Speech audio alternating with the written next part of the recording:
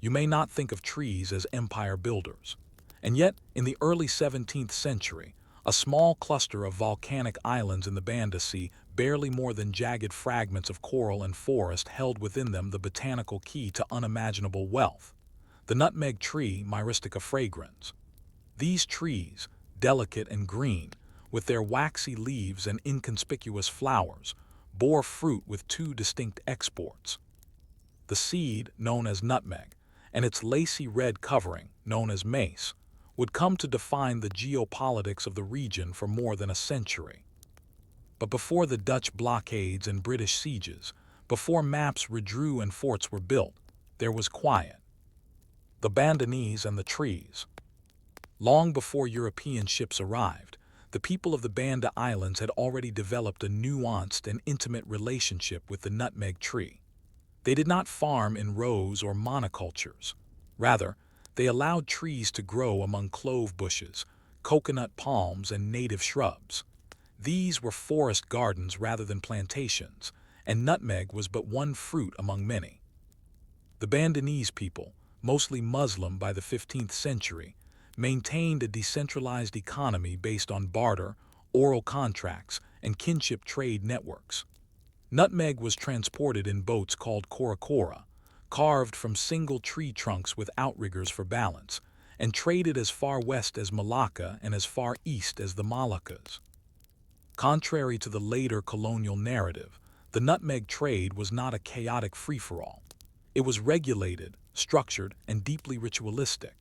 When a Bandanese trader handed over a basket of nutmeg, it came with expectations of return gifts, seasonal alliances, and spiritual responsibility. Each tree had its Penjaga guardian spirits requiring small offerings of flowers, coins, or rice before harvest. The value of mace and the problem of preservation. You might wonder, why did the outer covering of a seed become worth nearly as much as gold? Mace was lighter and easier to preserve than the oily nutmeg itself. Used in Europe for perfuming, medicine, and culinary purposes, mace traveled better and fetched a high price in port cities like Venice and Constantinople. The preservation of nutmeg was a delicate process. If not properly dried and stored, the nuts would go rancid. Bandanese traders understood this well. They sliced open the fruit, separated the components, and dried them carefully on elevated bamboo racks called para to allow air circulation without letting the fruit rot or mold.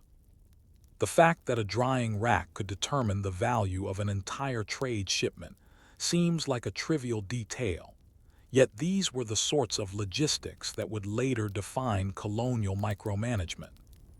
Pre-colonial trading networks. Banda's nutmeg rarely stayed on Banda. Before the Dutch or English ever learned to pronounce run or nira, the islanders had long traded with Javanese, Chinese, Arab, and Malay merchants.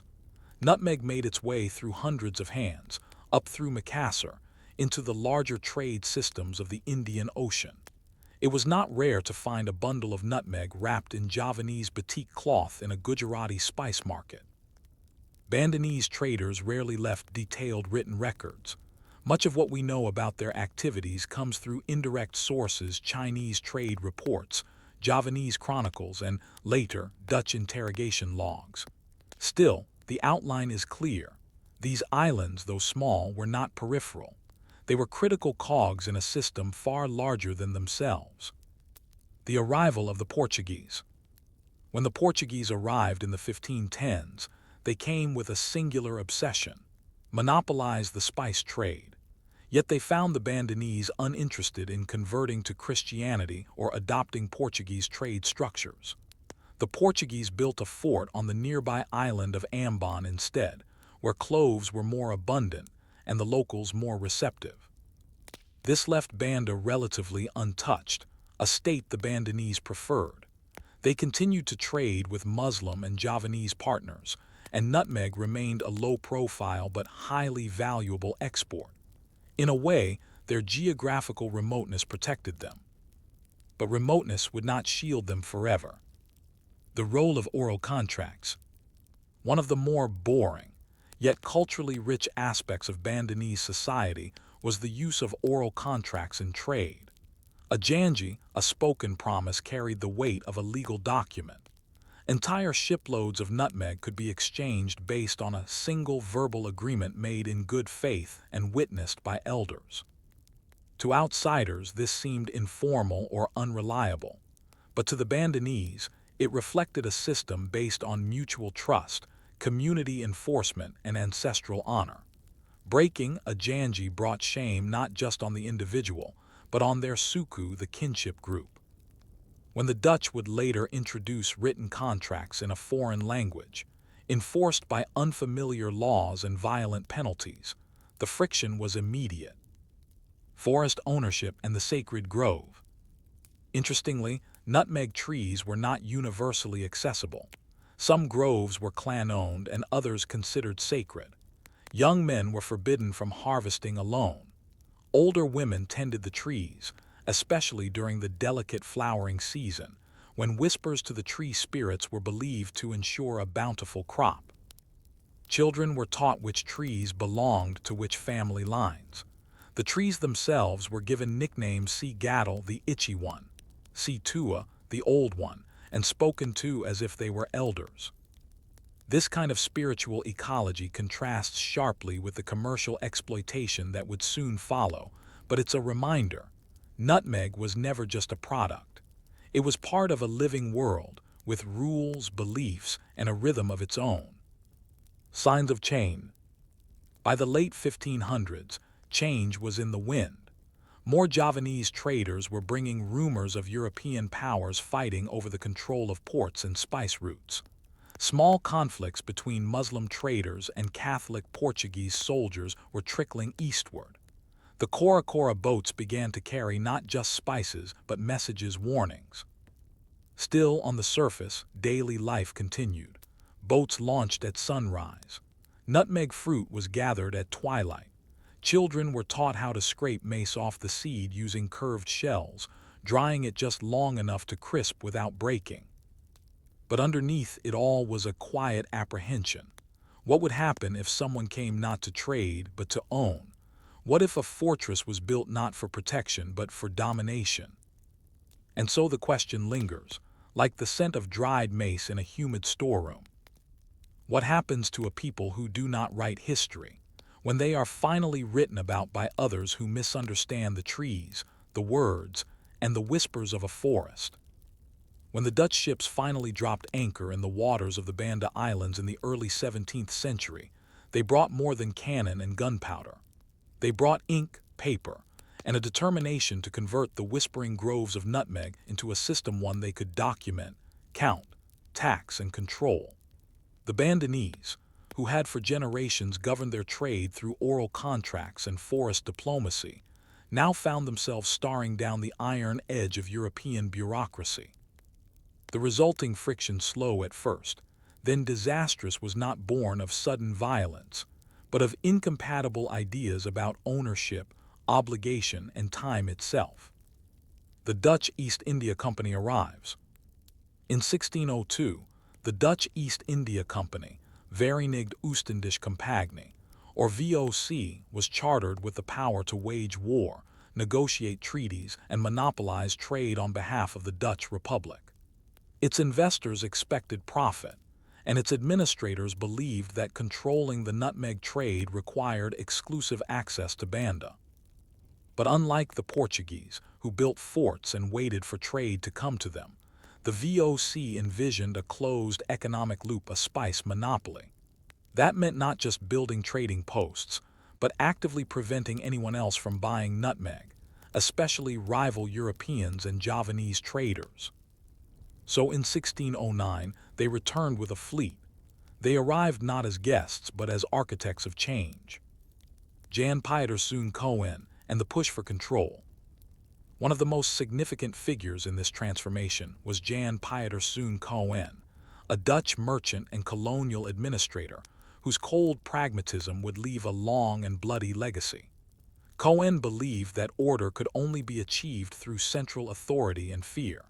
To him, the Banda Islands were a ledger of potential wealth, one that had to be balanced. Cohen and his contemporaries saw the Bandanese resistance to signing exclusive trade contracts as a breach of logic, not culture. Why would these islanders refuse guaranteed buyers at fixed prices? Why did they keep trading secretly with the English or the Javanese? To the Dutch, these were treasonous acts. To the Bandanese, they were simply business as usual, diverse, flexible, relational. The first treaties, paper vs. memory. The VOC insisted on signing formal contracts with Bandanese chiefs, outlining exclusive rights to nutmeg in exchange for trade goods and protection. These were written in Dutch and Malay, with Dutch legal frameworks unfamiliar to the Bandanese elders, who were accustomed to verbal janji, enforced through mutual trust and reputation. In 1610, a treaty was signed under pressure on the island of Nera, granting the VOC a monopoly on nutmeg. But the very next year, Bandanese traders continued to exchange nutmeg with Javanese and English vessels. To the Dutch, this was a violation of written contract. To the Bandanese, it was simply the continuation of an unwritten world. The Dutch response was swift. Forts were constructed, Fort Nassau on Nera being the first major one designed to oversee the groves, protect VOC warehouses, and, eventually, project power inland. Fort Nassau, stone and strategy. Fort Nassau was not merely a military installation. It was a symbol. Built from coral blocks, bricks, and imported materials, it represented the geometric mind of the Dutch colonial project. Its walls were measured, its bastions mapped. Everything had a plan. Everything had a place. From the walls of Fort Nassau, VOC soldiers monitored the Korokora traffic, recorded the harvests, and issued decrees. The fort became a sorting point not just for spices but for people. Those who cooperated were marked. Those who resisted were noted. The Bandanese elders would walk past its looming shadow, knowing that every tree near the fort had been counted, tagged, and catalogued. A nutmeg was no longer a fruit to be offered to a spirit or bartered in good faith. It was now a taxable unit. The breaking of trust. One of the most painful ruptures came in the form of forced negotiations. Bandanese leaders were invited to meet with VOC officials, only to be detained, humiliated, or eventually executed for betrayal of contracts they neither fully understood nor accepted. In 1615, the VOC accused several Bandanese Orang Kaya nobles of violating the monopoly. They were brought to Fort Nassau and questioned for days. When the elders argued that they had simply honored older trade relations, the Dutch accused them of conspiracy and executed them publicly. These executions had a chilling effect. Elders who had once governed village decisions with consensus and patience now found themselves trapped between cultural loyalty and colonial threats. Children who once carried fruit baskets to market now watched them searched by Dutch soldiers. The architecture of surveillance. The VOC's efforts to control Banda were not only military, they were administrative. Each nutmeg tree was to be registered. Each shipment had to be accompanied by paperwork. The once fluid barter economy was reduced to regulated exchange. Dutch officials introduced permits, crop quotas, and even harvest inspectors, many of whom had no agricultural knowledge but carried great authority. Fields were surveilled, and failure to meet nutmeg delivery targets could result in fines, beatings, or confiscation of land. This transformation, though slow, was devastating to the rhythms of traditional life. The para-para drying racks now had VOC auditors. The whispering of tree spirits was drowned out by shouts of talamen. The groves, once communal, now had padlocked fences. English interference and Bandanese alliances. Meanwhile, the English East India Company, EIC, attempted to stake its own claim in Banda. In 1616, they landed on the island of Run and established a small trading post. The Bandanese welcomed them partly to resist the Dutch monopoly, and partly because the English offered better trade terms. This complicated things. The Bandanese elders now tried to balance two European powers hopping to play them against each other, as they had done for generations with Javanese and Arab traders. The English fortified their outpost and brought gunpowder and gifts. The Dutch saw this as a betrayal of their exclusive rights and began to plan military action. This uneasy triangle, Bandanese independence, English interference, Dutch enforcement, was like a rope slowly tightening around the archipelago. A growing sense of doom. As the 1610s drew to a close, tensions escalated. Bandanese Orang Kaya tried to meet in secret, debating whether to resist, flee, or adapt. Some spoke of moving to other islands, Ceram, or turning. Others advocated for appealing to Islamic leaders in Java for help. But isolation was against them. These were small islands. There was nowhere to hide. The Dutch had better ships, more soldiers, and a cold patience. Coen was preparing something bigger, something final. Still, the trees continued to fruit. The mace was laid out to dry. Children still laughed in the shade of the nutmeg canopy. Life went on, but under pressure. And as one Dutch admiral noted in his diary in 1618, "The Bandanese are a people of subtle minds. They trade with smiles but plot with silence. We must move decisively, for they understand the game better than we thought." And so we are left with this unresolved question, growing heavier like monsoon clouds over the islands. What happens when the story of a people is reduced to footnotes in another's ledger? And what lines must be crossed before resistance turns from quiet refusal to open war?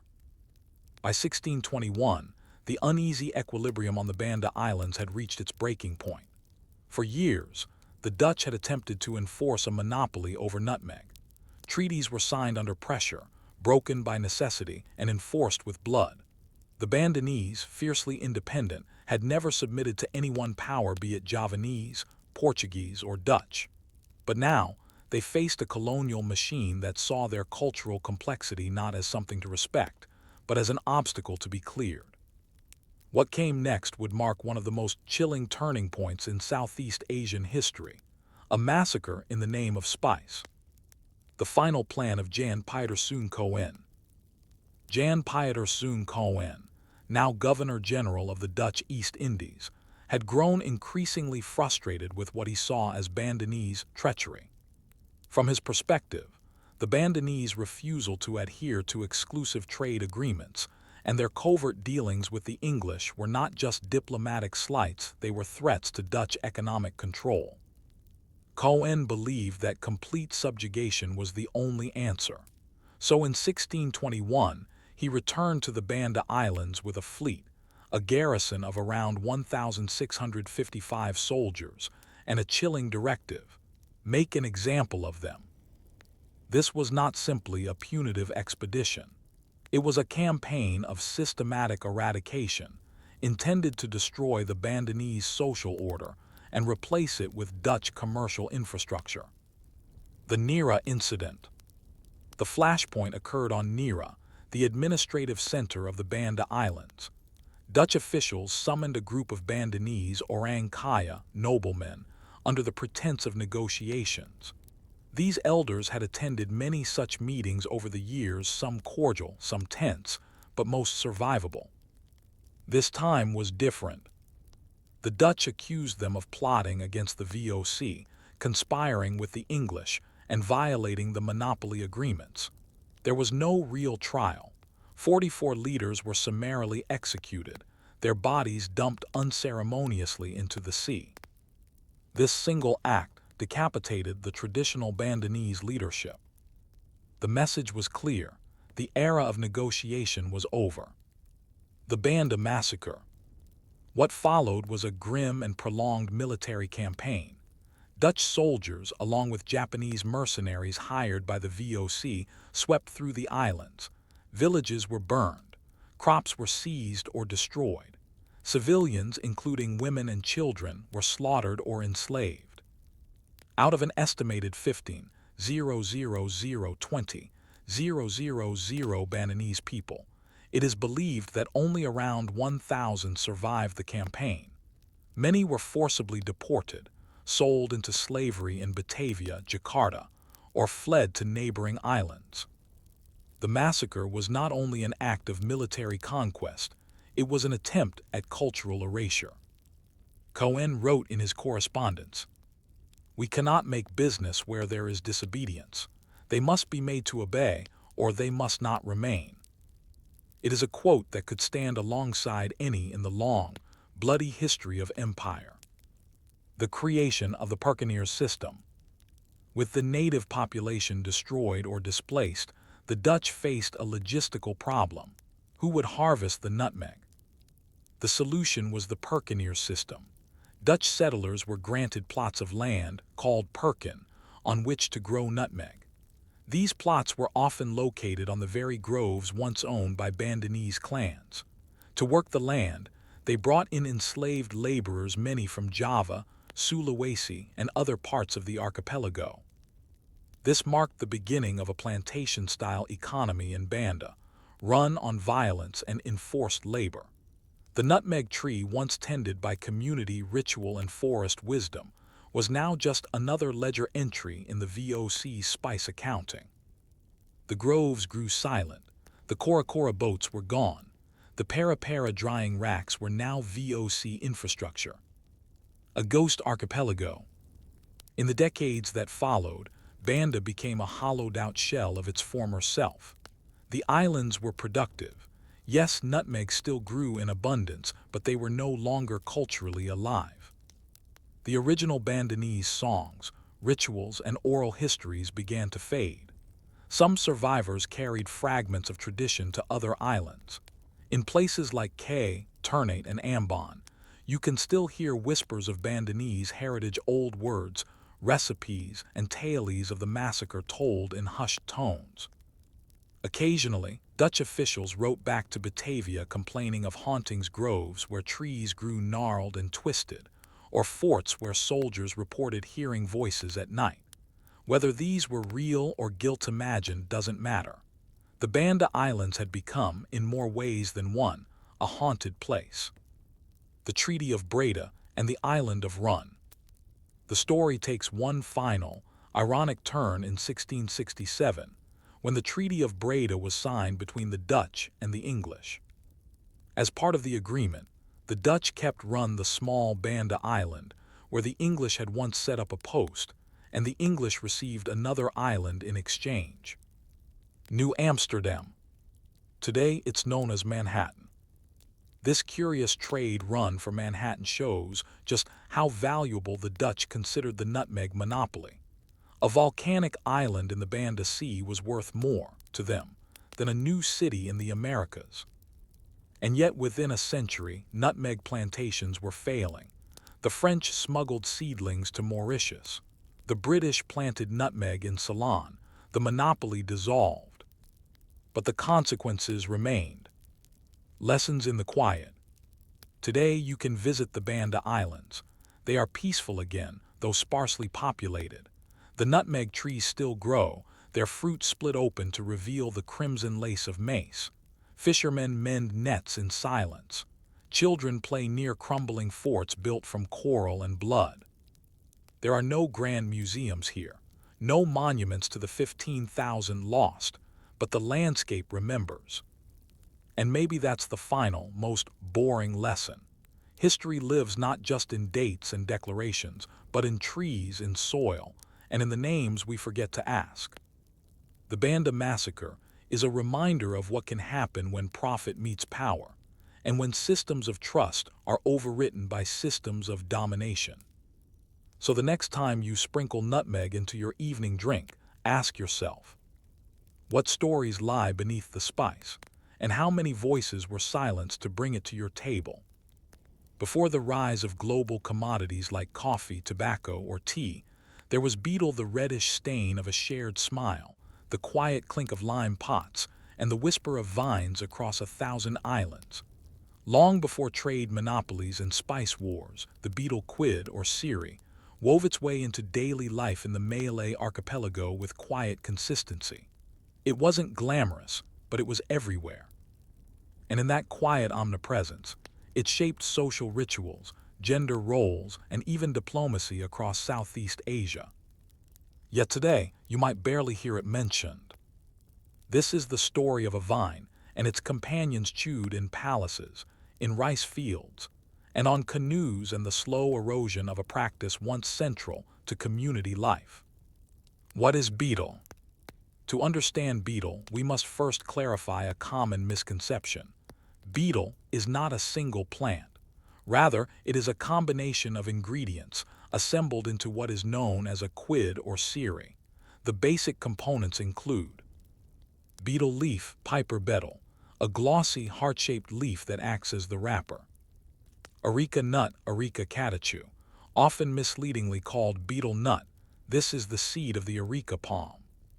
Slaked lime, calcium hydroxide, a soft white paste that activates the alkaloids in the nut. Optional additions: tobacco, cloves, cardamom, coconut, camphor, or even gold flakes in royal courts. When chewed, this mixture produces a mild stimulant effect, a sense of warmth and alertness, and stains the saliva a distinctive red-orange. But more than a physiological experience, the betel quid was a cultural act. The betel set, tools of a social art. Across the Malay Archipelago, no respectable household, rural or royal, was complete without a betel set. These often came in beautifully crafted brass, silver, or wooden containers, with compartments for the nut, lime, and leaves. In Java, such sets were known as tepak siri, and their design varied from region to region. In Sumatra, the Minangkabau had elaborately carved lime boxes. In the courts of Makassar, the containers gleamed with gold filigree, passed from host to guest with a bow. Chewing betel was not just a habit. It was a gesture of hospitality, a symbol of goodwill, and a medium of conversation. When two strangers met, offering betel was often the first act before water, before words. Betel and the fabric of daily life. In villages along the Capuas River, or on the volcanic slopes of Bali, betel was woven into every rhythm of life. Before planting rice, farmers chewed for strength. During marriage negotiations, a shared quid signified openness. At funerals, betel was offered to guests as a bridge between the living and the dead. Pregnant women were given special mixtures for warmth. Children learned to prepare the quid before they ever chewed it themselves. Betel was present at birth, puberty, marriage, and death. 1,000 quiet ceremonies, each beginning with the rustle of a betel leaf. Betel and women. Though often framed as a communal habit, betel was distinctly gendered. In many regions, women controlled the preparation of the quid. It was seen as a mark of grace to fold the leaf just so, apply the lime in a neat line, and press the nut into place. Young girls were taught the art of betel preparation as part of their domestic education. In royal courts, women of status chewed betel publicly as a sign of elegance.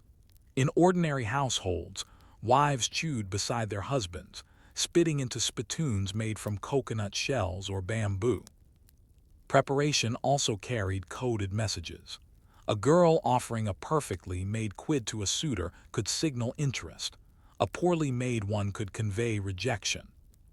The betel quid was a silent language, flavored, folded, and understood. Betel and authority. Betel even touched the world of politics and diplomacy. Local rulers offered ornate tepak siri sets to visiting envoys. Treaties were ratified with shared chewing. In many Malay courts, chewing betel in the presence of the ruler was both a right and a responsibility, marking the participant as trusted. In some traditions, oaths were sworn over a betel set, the lime representing purity, the nut symbolizing inner truth, and the leaf holding them together. To lie after chewing such a quid was to risk spiritual consequences. One Javanese proverb even said, "Mulut manis siritak habis," a sweet mouth, but the betel is unfinished. Meaning, beware of those who flatter but do not follow through. Health, hygiene, and habit. From a modern perspective, beetle chewing has come under scrutiny due to its links to oral cancer, tooth decay, and digestive issues.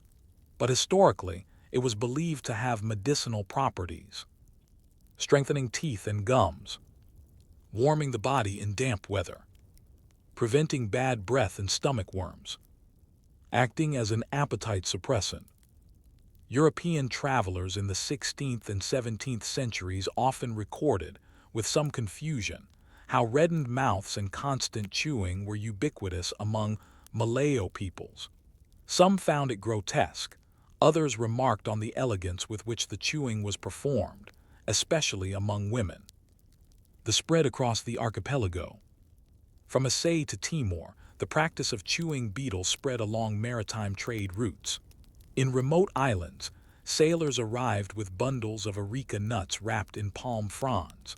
Markets traded in different types of lime: shell lime from coastal regions, coral lime from reefs, and bone lime in landlocked areas. Some regions favored large, spicy areca nuts, others preferred tender, sweet varieties. Local innovations abounded. In Borneo, some tribes added powdered deer horn. In Sumba, ceremonial quids were painted with natural dyes.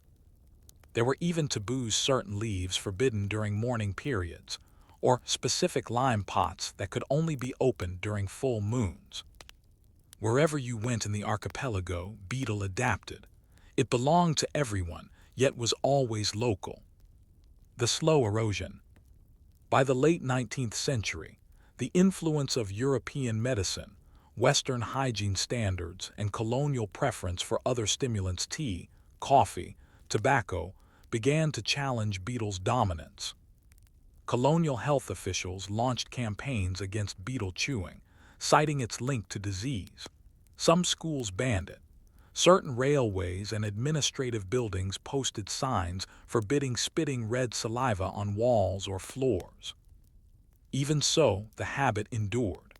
Well into the 20th century, in both urban and rural areas, betel remained a comfort, a quiet rebellion against imported values, a last whisper of communal life. Today, betel is often reduced to a curio, a faded habit of the elderly, a medical warning in red-stained mouths. But in dusty drawers, tepak siri sets remain. Some are brought out for weddings, others displayed in museums. A habit once as universal as breath itself is now a memory. But this brings us to a simple question, hidden beneath a folded leaf. What does it mean when something so deeply woven into daily life simply disappears? Where does the culture go when the vine is cut and the mouth falls silent? By the early modern period, the practice of betel chewing had become not only a cultural constant across the Malay Archipelago, but a symbolic architecture through which people navigated space, identity, and social rank. Like the slow, creeping vine from which its name is drawn, the influence of betel ran through rituals of state and village, alike supporting, binding, and gently reinforcing social order. To truly understand the quiet power of this ubiquitous habit, we must now follow the vine more closely, into the palace chambers of Java, onto the stilted porches of Dayak longhouses, and even into the colonial courtrooms where native customs were weighed and often dismissed. Betel was not just chewed, it was performed, managed, and in many ways governed. Betel as status: who chews where. In many parts of the archipelago, particularly in the Malay Peninsula, Java, and South Sulawesi, chewing betel was stratified. Everyone might chew, but how one chewed and with what tools was deeply reflective of one's place in society. Royalty and nobility used gold and silver betel sets, tepak siri, often adorned with gemstones or ivory. Their areca nuts were sometimes imported, more tender, wrapped with perfume-soaked leaves. Middle-class traders and artisans used brass or copper containers, often etched with floral motifs. Peasants and commoners used bamboo tubes or banana leaves, wrapping the entire kit for portability. The betel set itself was often portable, kept under the sarong folds, in cloth pouches, or stored under sleeping mats. A personal set marked a person's independence. Young women received one as part of their bridal dowry. A man might pass his down to his eldest daughter. There were also regional taboos. In some Bugis communities, it was improper for unmarried young women to chew publicly. In others, the betel set served as a way for a prospective groom's family to announce a marriage intention presented with offerings on ornate trays. Even the act of offering betel could denote hierarchy. Elders gave first. Younger people chewed only after the oldest present had begun. To chew before an elder without permission was to court serious shame. Ritualized hospitality, the betel as welcome. Hospitality was never as simple as a greeting or a handshake. Across centuries and cultures of the Malay Archipelago, it began with the presentation of betel. Imagine, a guest steps into a home after a journey by foot or boat. Before anything else is said, a family member gently retrieves a small tray, perhaps lined with carved leaves or banana fiber. With care, they fold a fresh betel leaf, spread lime with a small stick, and tuck in a sliver of nut. This offering was not just a gesture, it was a code. It said, "You are safe here. You are part of this circle. We recognize you." For traveling merchants, it was a sign of potential alliance. For healers and shamans, it opened the door to cooperation. For family, it was simply love. This ritual had weight in both private and public settings. In state diplomacy, Malay sultans and Javanese rajas offered betel to foreign envoys before any official dialogue began. To refuse the betel was to risk offense. To chew and spit into the provided receptacle was to agree implicitly that mutual respect was the basis of negotiation. It was, in short, a contract sealed not with ink, but with saliva and stained teeth. Betel and spiritual life. Betel was not only a symbol of hospitality and sociability, it also played a central role in spiritual practice. In Balinese Hindu ceremonies, betel quids were offered to spirits before major festivals. In Torajan funerary rites, lime and betel were placed in the mouths of the deceased to ease the journey to the afterlife. Among the Iban of Sarawak, chewing betel could mark transitions, initiations, marriages, or the first menstruation of a girl. In some communities, the areca nut was believed to contain inner heat, and chewing it was a way of balancing bodily energies. Shamans used it to see clearly during divination rituals. Even in Christianized or Islamized communities, folk beliefs around betel persisted. A common practice in central Java involved leaving a fresh betel quid at the crossroads for wandering spirits. In parts of Sumatra, people would chew betel before setting out on a sea voyage, as a kind of offering to Penangu Laut, the spirits of the sea. Thus, the habit wasn't merely practical. It was cosmological, embedded in how people understood health, protection, and the unseen. Colonial disruption, spitting against the state. When European colonists arrived in Southeast Asia, many saw betel chewing as an uncouth, unsanitary, and unsightly habit. Travelers' diaries are filled with references to reddened mouths, spit-stained floors, and primitive customs. Colonial administrators issued regulations banning betel chewing in government buildings.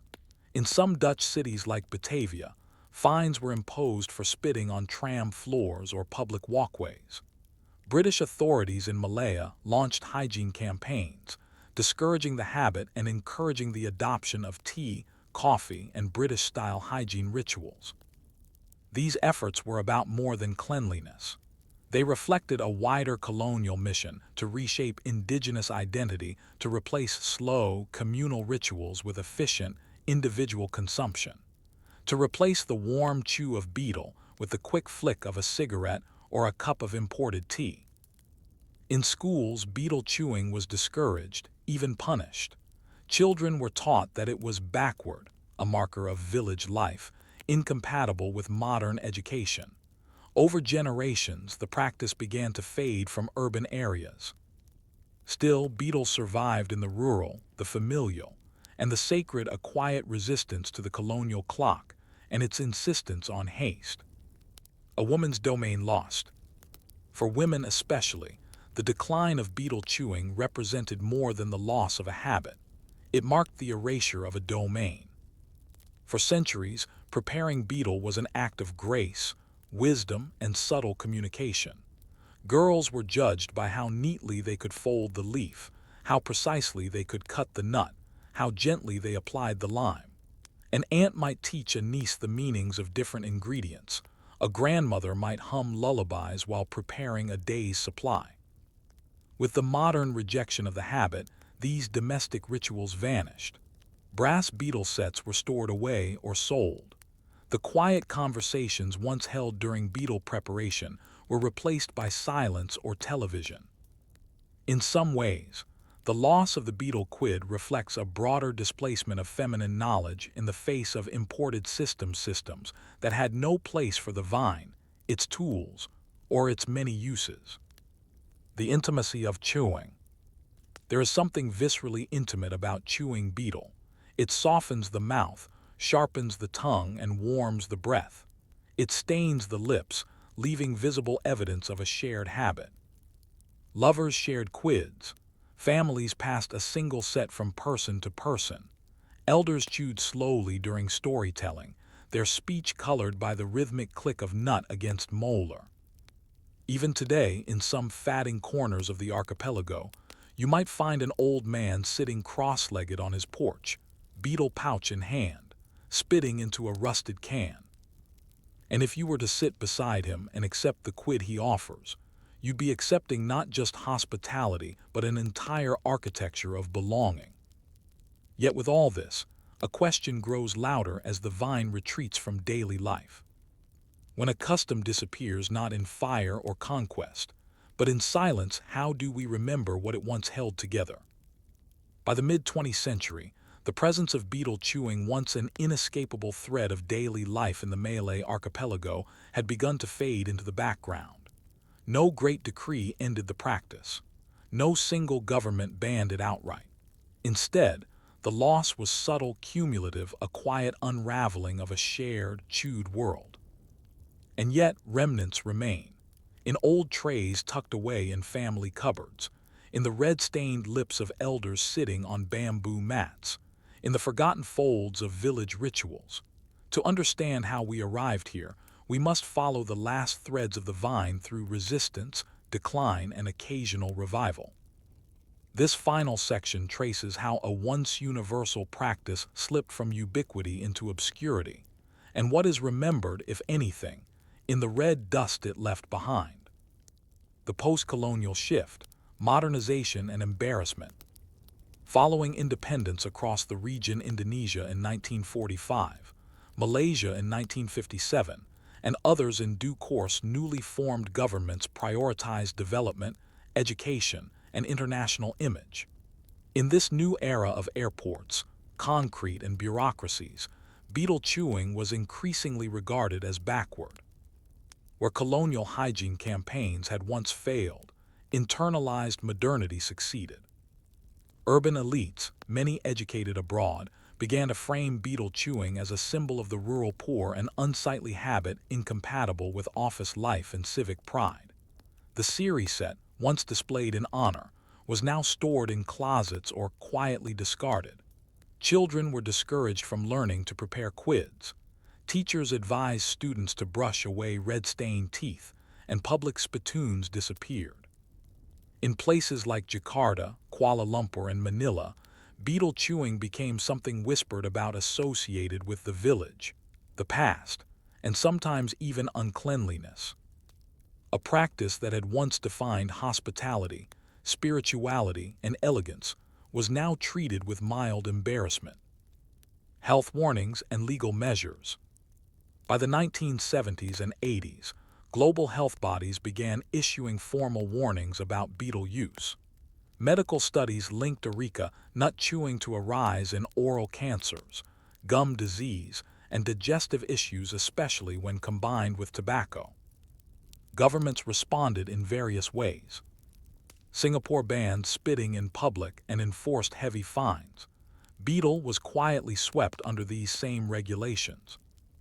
Malaysia issued health advisories, but left the practice largely unregulated in rural communities.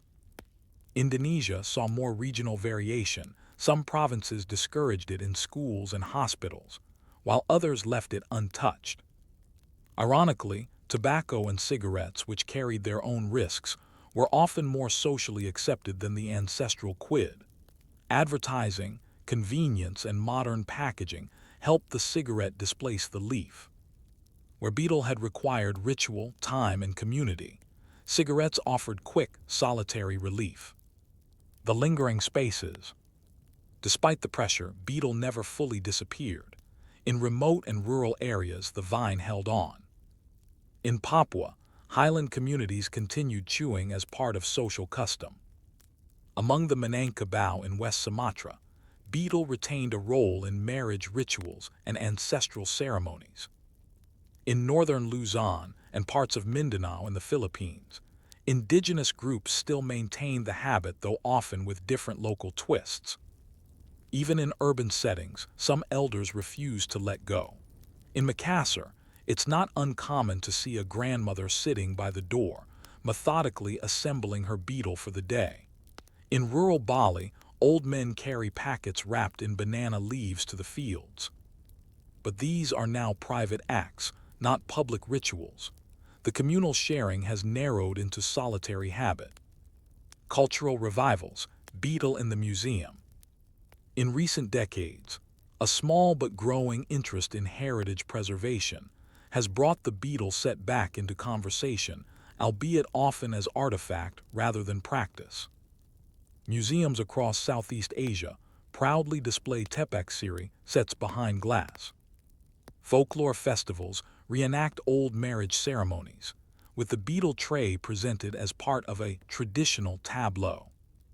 Artists and cultural scholars write about the symbolism of the vine, the leaf, the lime, the nut as metaphor more than habit. In some universities, anthropology departments run oral history projects, collecting stories from elders about chewing betel, what it meant, how it was prepared, and when it was lost. But in most cases, these revivals are retrospective, not restorative. They remember betel, but they rarely resume it. As one Javanese elder remarked during an interview, "Now they want to know how we chewed, but not to chew with us. They come with their questions, not their teeth." The invisibility of vanishing. One of the most striking things about the disappearance of betel chewing is how quietly it happened. There was no rebellion, no protest. It faded not because it was defeated in a battle, but because it was outpaced by convenience, shamed by modernity, and forgotten by children who no longer asked. And yet, for centuries, it had been the backbone of daily life. We often imagine history as shaped by wars, rulers, inventions. But what of the soft histories, the ones that bind marriages, welcome strangers, and comfort the grieving? What of the vanishing that happens without record? There is no graveyard for lost habits, no census for silenced rituals. The last time a mother showed her daughter how to fold a betel leaf in the proper style, who recorded that moment? A final offering. Perhaps in a quiet corner of a village today, an elder still chews. Her betel pouch is worn thin, her fingers stained faint red, the click of nut on molar a slow echo of countless generations. She may not speak of the past, but in the act itself, in the ritual folding, the press of lime, the scent of the leaf, she holds memory in motion. In that simple habit, forgotten by the world and unnoticed by most, 1,000 years still live. And so we end with one final, open thought. If the slow rituals of daily life once shaped entire civilizations, how many more are we losing, not with violence, but with disinterest? And when the vine is gone, how do we find our way back through the forest it once climbed? You likely know of kings who built empires, generals who carved territory, or merchants who amassed fortunes. But few have heard of the man who quietly defined a language, line by line, through decades of political uncertainty, shifting empires and fatting sultanates. His name was Raja Ali Haji, and he did not conquer land. He collected words. A 19th century Malay aristocrat, Islamic scholar, poet, and lexicographer, Raja Ali Haji lived at a time when the old order of Malay sultanates was crumbling, replaced by the rising dominance of European colonial powers. Yet, while borders were being redrawn on maps, Raja Ali Haji was quietly attempting to preserve something far more fragile, the Malay language itself, as it was actually spoken, written, and lived. This is the story of the man who wrote a dictionary, and in doing so, helped define a people. The lingering echo of Ryu. Our story begins not in a capital city or imperial seat, but on the sleepy island of Penyengat, part of the Malay Archipelago, just south of present-day Singapore. In the early 1800s, Ryu was both a geographic space and a cultural constellation. It sat at the crossroads of Malay, Bugis, Javanese, Chinese, and Arab influence. Here, Islam mixed with local custom, oral storytelling with Persian poetry, royal edicts with whispered gossip in market stalls.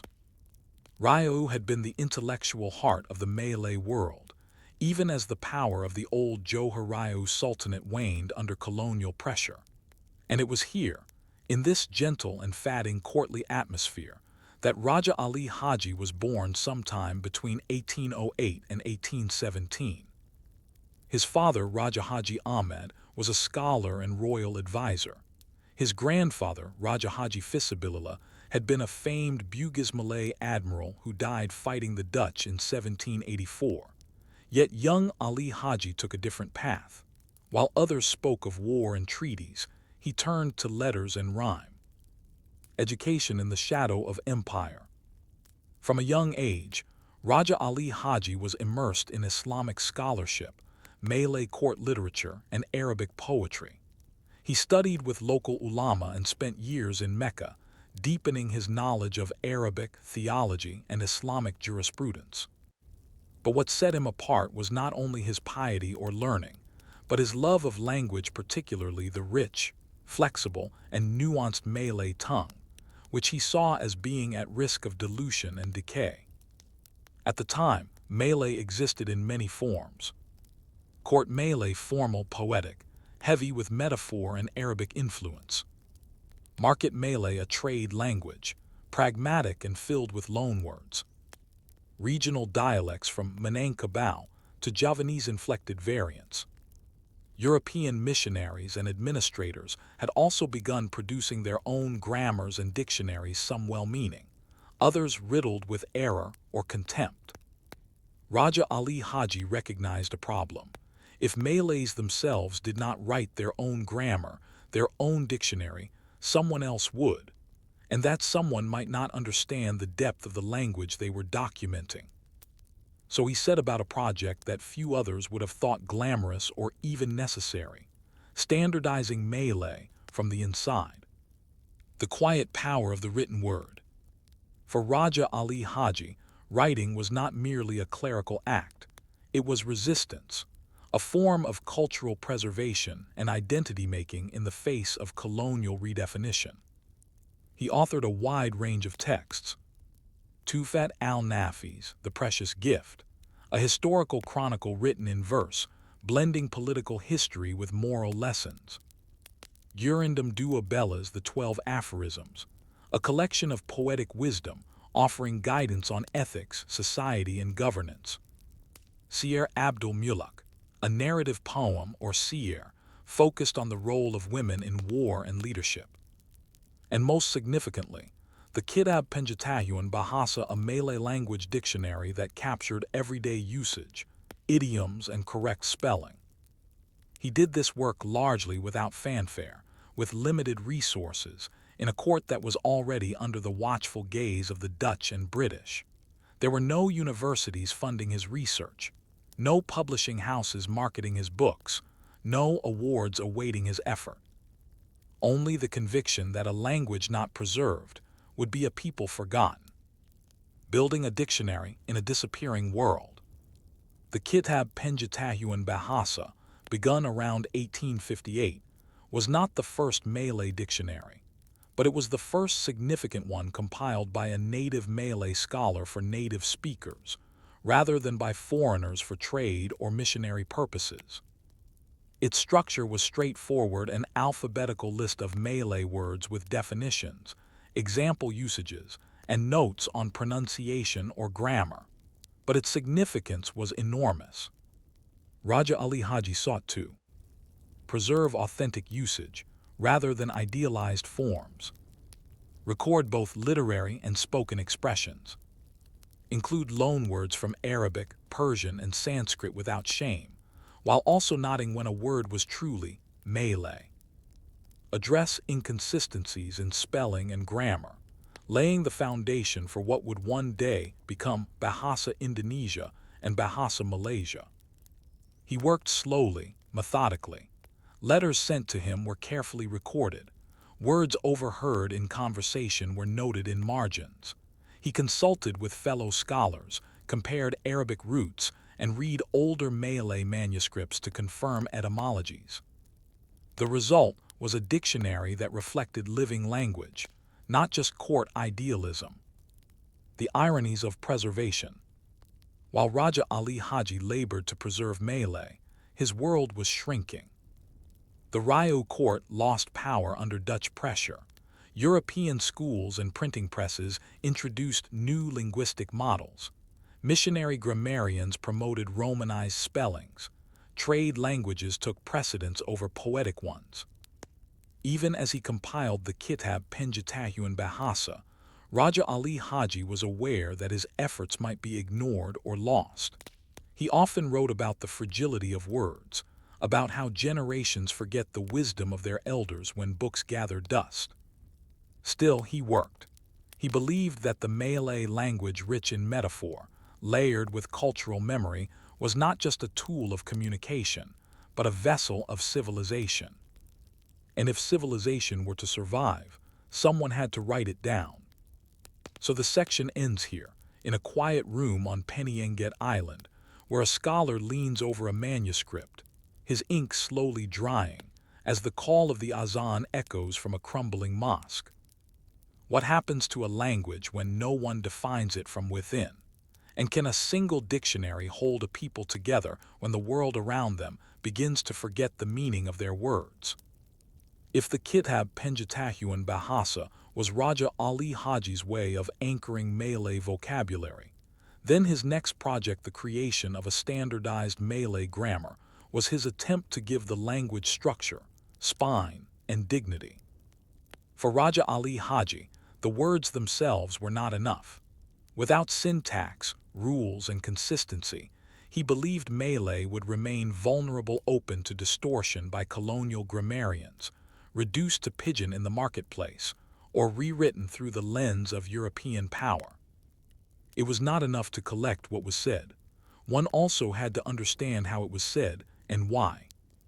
This section explores the slow, careful crafting of Raja Ali Haji's grammar, the philosophical underpinnings of his linguistic work, and how, in trying to define Malay, he was also shaping the very idea of Malayness. Kitab Nawu, a grammar rooted in faith and philosophy. Raja Ali Haji's grammar work, Kitab Nawu Bahasa Melayu, was heavily influenced by his Islamic education. In Mecca and Medina, he had studied Arabic grammar, Nawu and Sarf, subjects considered foundational to understanding the Quran. He believed that if Arabic, revered as the language of divine revelation, required precise grammar to access its meaning, then so too did Malay, which he saw as a language of moral clarity, social order, and deep memory. But unlike Arabic, Malay grammar had never been fully codified by native scholars.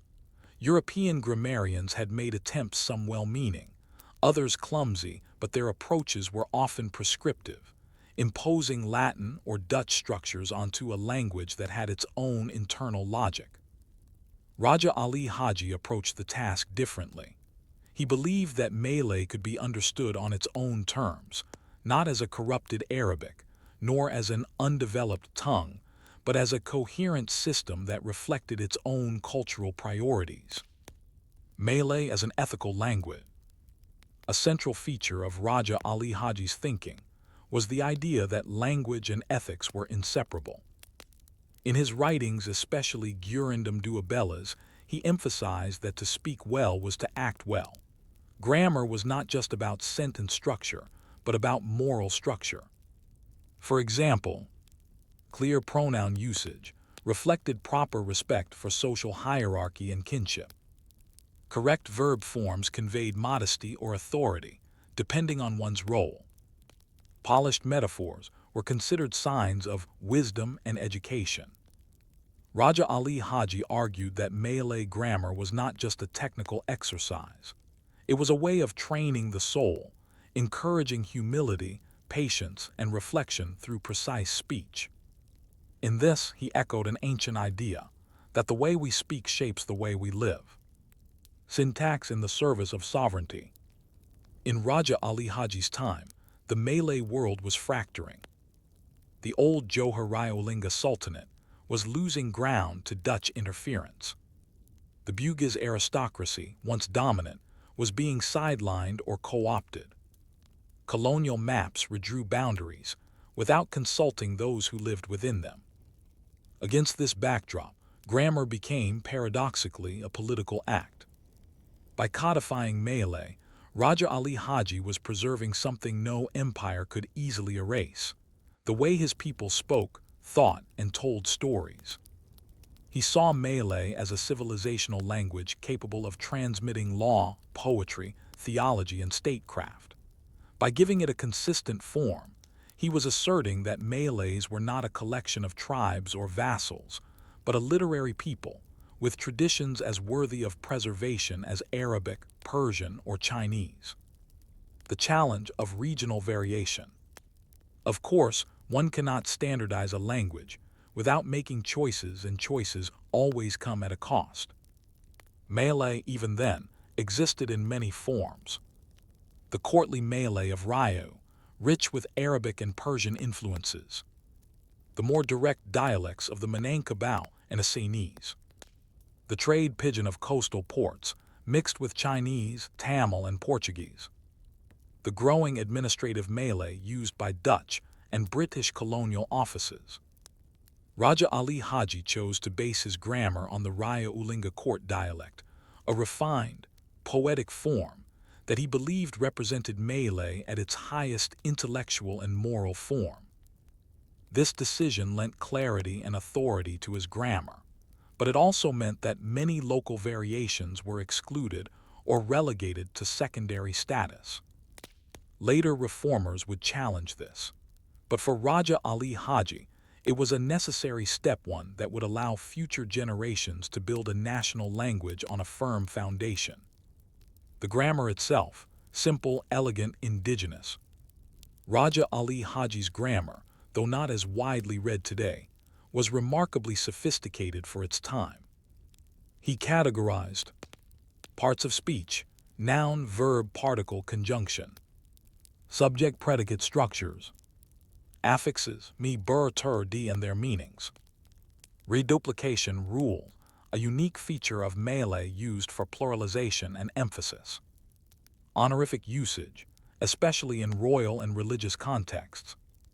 Where European grammars imposed Latin categories, Raja Ali Haji used Malay logic. He explained affixes not as tenses, but as actions in context, emphasizing function over form. His grammar was both descriptive and prescriptive. He wanted to document how Malay was used, but also to guide its future. The printing press and the limits of reach. Raja Ali Haji worked at a time when printing technology was becoming more accessible in the Malay world, thanks in part to missionaries and colonial administrators. Some of his works were printed, but many remained in manuscript form, copied by hand, shared among scholars, or stored in court libraries. He did not have access to mass printing. He did not write for fame. But he knew that language lives on not through noise, but through repetition in prayer, in poetry, in daily speech. His grammars were copied by later writers, used in schools, and eventually formed part of the linguistic DNA of both modern Indonesian and Malaysian national languages. He may not have foreseen how far his influence would reach, but he knew that he was planting something that would grow long after his own voice had fallen silent. And so we return to a fatting island court, where a prince in his study adjusts the placement of a diacritic, debates the correct reduplication of a root word, and reminds himself that even grammar is an act of hope. How does one preserve a people, not through war or walls, but through the simple act of writing their language as it is truly spoken? And can syntax, silently preserved, carry a nation's soul into the future? By the time of his death in the late 19th century, some sources say 1870, others 1873, Raja Ali Haji had completed a body of work that few in his generation could rival. Yet in his final years, there were no great parades or public celebrations. He was not a war hero. He did not hold official office in any colonial government. He had not conquered territory nor brokered treaties. What he left behind were pages carefully inked manuscripts, layered in the rhythms of Malay verse, the logic of Arabic grammar, and the gentle insistence that a people who know their words cannot be easily erased. This final section explores Raja Ali Haji's legacy, how his quiet intellectual labor helped shape modern Malay identity, how his grammar and dictionary influenced national languages, and how his voice, nearly lost to colonial neglect, was eventually rediscovered not in resistance, but in relevance. The voice beneath the flags. As the 20th century dawned, the Malay Archipelago was no longer a world of sultanates and local courts. It had become a patchwork of European colonies. The Dutch East Indies, modern Indonesia, tightly controlled from Batavia. British Malaya, a system of federated states with rubber plantations and railways. Christianized and American-occupied Philippines. Coastal ports filled with Chinese and Indian laborers brought in under imperial rule. In this world, languages became tools of administration. Dutch, English, and Spanish took over schools and courts. Missionaries taught local children to read, but in Latin script and foreign tongues. Oral traditions shrank. Royal courts dissolved. And yet, even in this shifting landscape, the Malay language persisted. Not because of state policy, but because it had been made over centuries into a lingua franca, a flexible, poetic, inclusive language that could carry trade, poetry, theology, and gossip alike. And underpinning that resilience were the works of scholars like Raja Ali Haji. From court Malay to national standard. In the 1920s and 30s, as nationalist movements began stirring across Southeast Asia, language became a cornerstone of identity. In both Dutch-controlled Indonesia and British Malaya, young intellectuals asked, "What should our national language be? How can we unify such diverse peoples? Javanese, Batak, Sundanese, Assamese, Minangkabau, Bugis, Dayak, and more?" The answer, increasingly, was Malay, not because it was the majority language, but because it was neutral, already shared, and deeply rooted in literary history. Malay had become the most accessible common language, used in trade, Islamic schooling, and storytelling. To build that language into something modern, consistent, and teachable, reformers needed a foundation. They turned quietly, perhaps unknowingly, to Raja Ali Haji. His Kitab Penjatahuan Bahasa provided early lexical models. His grammar offered logic rooted in Malay usage, not foreign frameworks. His poetry set a standard for rhythm and elegance. His choices, court Malay, Arabic influence, poetic structure, were adapted, and in many cases enshrined. In Indonesia, Bahasa Indonesia was declared the national language in 1928, formalized at independence in 1945. In Malaysia, Bahasa Melayu became the basis of national identity after Merdeka in 1957. Two countries, once part of the same sea-crossed world, now traced part of their linguistic legitimacy back to a quiet scholar from Penyenget. Recognition, rediscovery, and redisplay. Despite this influence, Raja Ali Haji was nearly forgotten in official histories for much of the 20th century. His works were preserved in manuscripts, cited in academic studies, or spoken of in literary circles but rarely taught in schools. That began to change in the 1990s and early 2000s. Scholars in Malaysia and Indonesia began re-examining his contributions, especially to lexicography and Islamic literature. In 2004, the Indonesian government declared Raja Ali Haji a national hero, pahlawan nasional, recognizing his role in shaping the language and literature of the nation. Streets, schools, and cultural centers were renamed in his honor. The Tanjung Pinang Airport on Bintan Island is now officially Raja Haji Fisabilillah International Airport, a nod to both the admiral grandfather and the scholarly grandson. Manuscripts of Tufat al-Nafis and his dictionary were digitized, reprinted, and studied in university courses. Today, you can walk into a classroom in Jakarta or Kuala Lumpur and find Raja Ali Haji's name in textbooks. But more importantly, you can hear his influence in the language itself, in the way students write essays, in the spelling of words, in the rhythm of formal speech.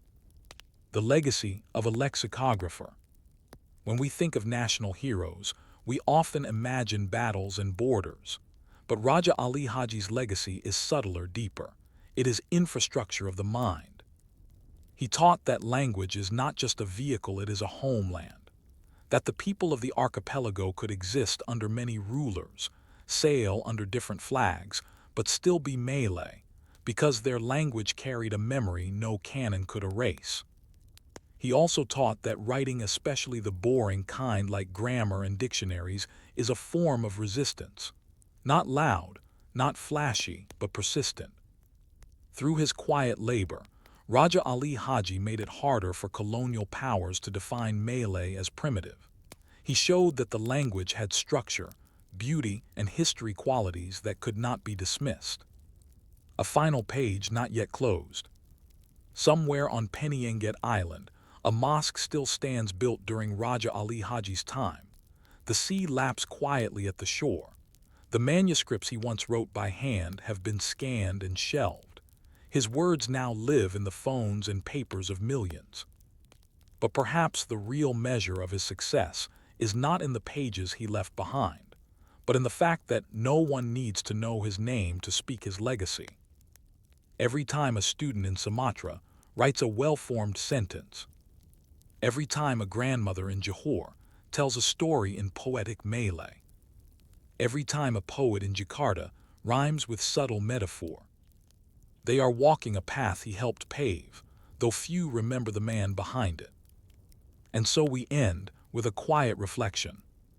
What is the weight of a word defined when borders shift and maps fade? Can the language of a people, carefully preserved in silence, outlast even the loudest empires? Clove, you might know it as a pungent brown bud, tucked into spice blends, floating in warm drinks, or crushed into scented oil. But for a few centuries, clove was a contract, a regulation, a tax ledger. In the island of Ambon in eastern Indonesia, clove was not simply a botanical product, it was a system. Unlike nutmeg's remote, almost mythic status in the Banda Islands, cloves were bureaucratized, tracked, and counted with relentless precision. And it was here, in the volcanic ridges and coastal villages of Ambon, that the Dutch East India Company, Verenigde Oostindische Compagnie, or VOC, perfected one of the most intricate and tedious colonial control systems ever devised for a plant. This is not the story of exploration or conquest. This is the story of permits, parchment, punishments, and the quiet resistance of people who had once chewed cloves to freshen their breath before the spice became a line item on a colonial report. The sacred clove tree. Cloves, Syzygium aromaticum, are native to the Maluku Islands, specifically Ternate, Tidore, Bacan, and Ambon. The trees require humid, tropical, and coastal conditions to thrive, and their buds must be harvested just before they flower, when the oil content is at its peak. Long before the VOC arrived, cloves were deeply embedded in local life. Used in traditional medicine for toothaches, fevers, and digestion. Burned in ritual fires to ward off evil spirits. Chewed for fresh breath during courtship and ceremony. Bartered as tribute between sultanates and exchanged for woven cloth, rice, and ceramics. In these early systems, clove was part of a ritual economy, its value recognized, but not obsessively quantified. That would change. The VOC arrives, a license to regulate. When the Dutch arrived in the early 1600s, they sought to monopolize the clove trade, just as they did with nutmeg in Banda. But Ambon posed a different challenge. Unlike Banda, which could be violently depopulated and resettled, Ambon was already home to entrenched kingdoms and powerful sultanates. The Dutch couldn't simply kill or expel everyone, at least, not easily. So they developed a new strategy. Bureaucratic control. By issuing permits, enforcing quotas, and setting up local intermediaries, the VOC attempted to regulate every clove tree on the island. They called it the extirpation system. Extirpation, a war against unregulated trees. The logic was simple and stunningly invasive. To maintain their monopoly, the VOC decided that only certain trees in certain places were legal. All others had to be destroyed. This meant burning clove saplings found growing outside licensed zones, imposing harsh penalties on anyone caught planting or harvesting cloves without permission, inspecting villages regularly, checking tree counts against VOC records, forcing local communities to report themselves, to literally hand over data about their own trees and yields. Every clove tree became a subject of paperwork. Village leaders had to submit quarterly reports written in Dutch or Malay detailing the number of trees under their supervision. Dutch officers, often with translators, would walk through clove groves with ledgers in hand, counting buds, inspecting bark, ensuring compliance. This wasn't just colonization through violence, it was colonization through routine. The administrative empire. By the mid-17th century, Ambon's clove industry was tied to layers of administration. Dutch officials were stationed in fortified outposts, each overseeing a region. Clove inspectors, cruidnagel controleurs, traveled the island with scales, parchments, and stamps.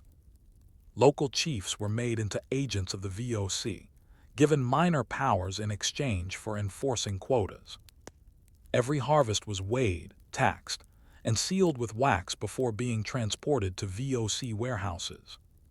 Failure to meet quotas due to drought, pestilence, or resistance was treated as sabotage. Punishments ranged from whipping, fines, to forced relocation. In some cases, villages were accused of hoarding cloves and had their entire groves burned. And still the reports kept coming. Number of trees, number of buds, weight of harvest, date of shipment. Each clove became data, feeding the VOC's never-ending thirst for control.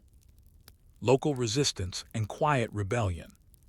Faced with this suffocating system, Ambonese communities developed subtle forms of resistance. Hiding saplings in forest groves, far from VOC patrols. Underreporting yields, then selling the surplus to Chinese traders or English smugglers. Planting unofficial trees on steep hillsides, where Dutch horses and carts couldn't reach. Using coded language, in reports an understated way of signaling protest or confusion. Others simply chewed the buds, quietly reducing taxable inventory by putting it in their mouths. This was not the resistance of open war. It was the resistance of persistence, of continuing to live according to local rhythms, beneath the gaze of a foreign bureaucracy. The Dutch justification. To VOC officials, the system was both logical and benevolent. They believed. The monopoly protected prices, ensuring long-term viability. The administration ensured quality, making Dutch cloves the best in the world. The use of local intermediaries offered employment and order. Dutch documents from the time are filled with bored optimism. Reports from Ambonese posts include phrases like, "Yield this quarter slightly below expectations," suggested increase in patrols near the Hyla Ridge. Or, "3 unauthorized trees extirpated, village head cooperative." There is no drama, just the quiet hum of empire spreadsheet by spreadsheet, ledger by ledger. And so we end this section not with war drums or uprisings, but with the slow scratching of a quill on parchment. What happens when nature becomes a number, and trees are no longer sacred but scheduled? Can a forest survive the bureaucracy that claims to protect it? In the heart of Ambon, a fortress of coral and brick rises above the port. Built by the Portuguese in the 16th century and expanded by the Dutch, Fort Victoria was more than a military structure, it was the bureaucratic capital of the clove monopoly. From these high walls, VOC administrators managed not just troops or trade routes, but the daily lives of people, plants, and places. The story of Fort Victoria is the story of how paperwork and policy became the new weapons of empire, how the very buds of clove were tracked from branch to barrel to boat, and how an entire island came to be managed through the soft weight of ink and regulation. This is not a tale of battles, it is one of balance sheets, tally sticks, and silence. Fort Victoria, the legered fortress. Originally constructed by the Portuguese in 1575 and seized by the Dutch in 1605, Fort Victoria was renamed after the concept of victory, not over a people or a battle, but over trade uncertainty. By the late 17th century, the fort functioned less as a defense against invasion and more as an office park for the VOC. Its rooms echoed not with gunshots, but with the scratching of pens across parchment, the sift of clove dust in storage halls, the clack of abacuses used to weigh shipments and estimate tax returns. At its peak, Victoria oversaw a network of field inspectors reporting weekly from interior villages, linguists and translators who worked with Malay-speaking intermediaries to file tax records, accountants and shipping clerks who noted every clove bud harvested, loaded, or delayed. If a single shipment of cloves was late, a chain reaction of memos, inspections, and punitive queries followed. The system was designed to punish inefficiency, but also to create an illusion of order. And all of it flowed through this squat fortress on the hill. The circulation of spices and scribes. To understand the VOC's operation in Ambon, you must imagine it less like a marketplace and more like a logistics algorithm run by humans with wax seals. Each quarter followed a predictable routine. Collection. Villages brought their harvested cloves to designated posts, overseen by Dutch or local officials. Inspection. Buds were assessed for size, dryness, and color. Spoiled or underripe cloves were discarded or taxed at a lower rate. Documentation. Each shipment was weighed and assigned a document called a vervoersbrief, a spice transport certificate. Transport. Approved cloves were shipped to Fort Victoria, then loaded onto VOC vessels bound for Batavia, Goa, Amsterdam, or beyond. Review. Shipments were tallied again. Officials wrote monthly reports including estimates, losses, and the names of villages that underperformed. From tree to ocean, each clove passed through 6 to 10 levels of oversight. There were reports about the reports, and then reviews of the reports about the reports. The people beneath the paper. For the Ambonese, this meant living under constant measurement. Local headmen, Rakyat Desa, were forced to maintain clove quotas, regardless of weather, blight, or crop failure. Organize forced labor for the transport and maintenance of spice trees. collect annual tributes in the form of cloves, often taken before families had enough to trade or use themselves. Young men were recruited as porters and watchmen, while women and children tended to the drying process, laying cloves on tikar mats in the sun, checking for mold and warding off theft. Any shortfall could result in flogging, public shamming, or the imposition of clove debt, a system that required villagers to make up the shortfall the following year, often under harsher conditions. The weight of the spice was measured in pickles, about 60 kilograms, and so too was the weight of responsibility. A man might be punished for being short half a pickle even if that clove dust had been swept away by the wind. And still families survived, trees were tended, meals were cooked, songs were sung quietly behind the rows of drying mats. Smugglers, spies, and sabotage. Despite the VOC's obsession with order, the black market for cloves flourished. Chinese merchants, Arab traders, and even rival European ships lingered in waters just outside the VOC's reach. They paid double or triple the official rate for cloves, offering textiles, rice, or silver in exchange for bundles of spice carried in secret by boat or on foot. Some Ambonese villagers risked everything to smuggle cloves out through hidden coastal paths.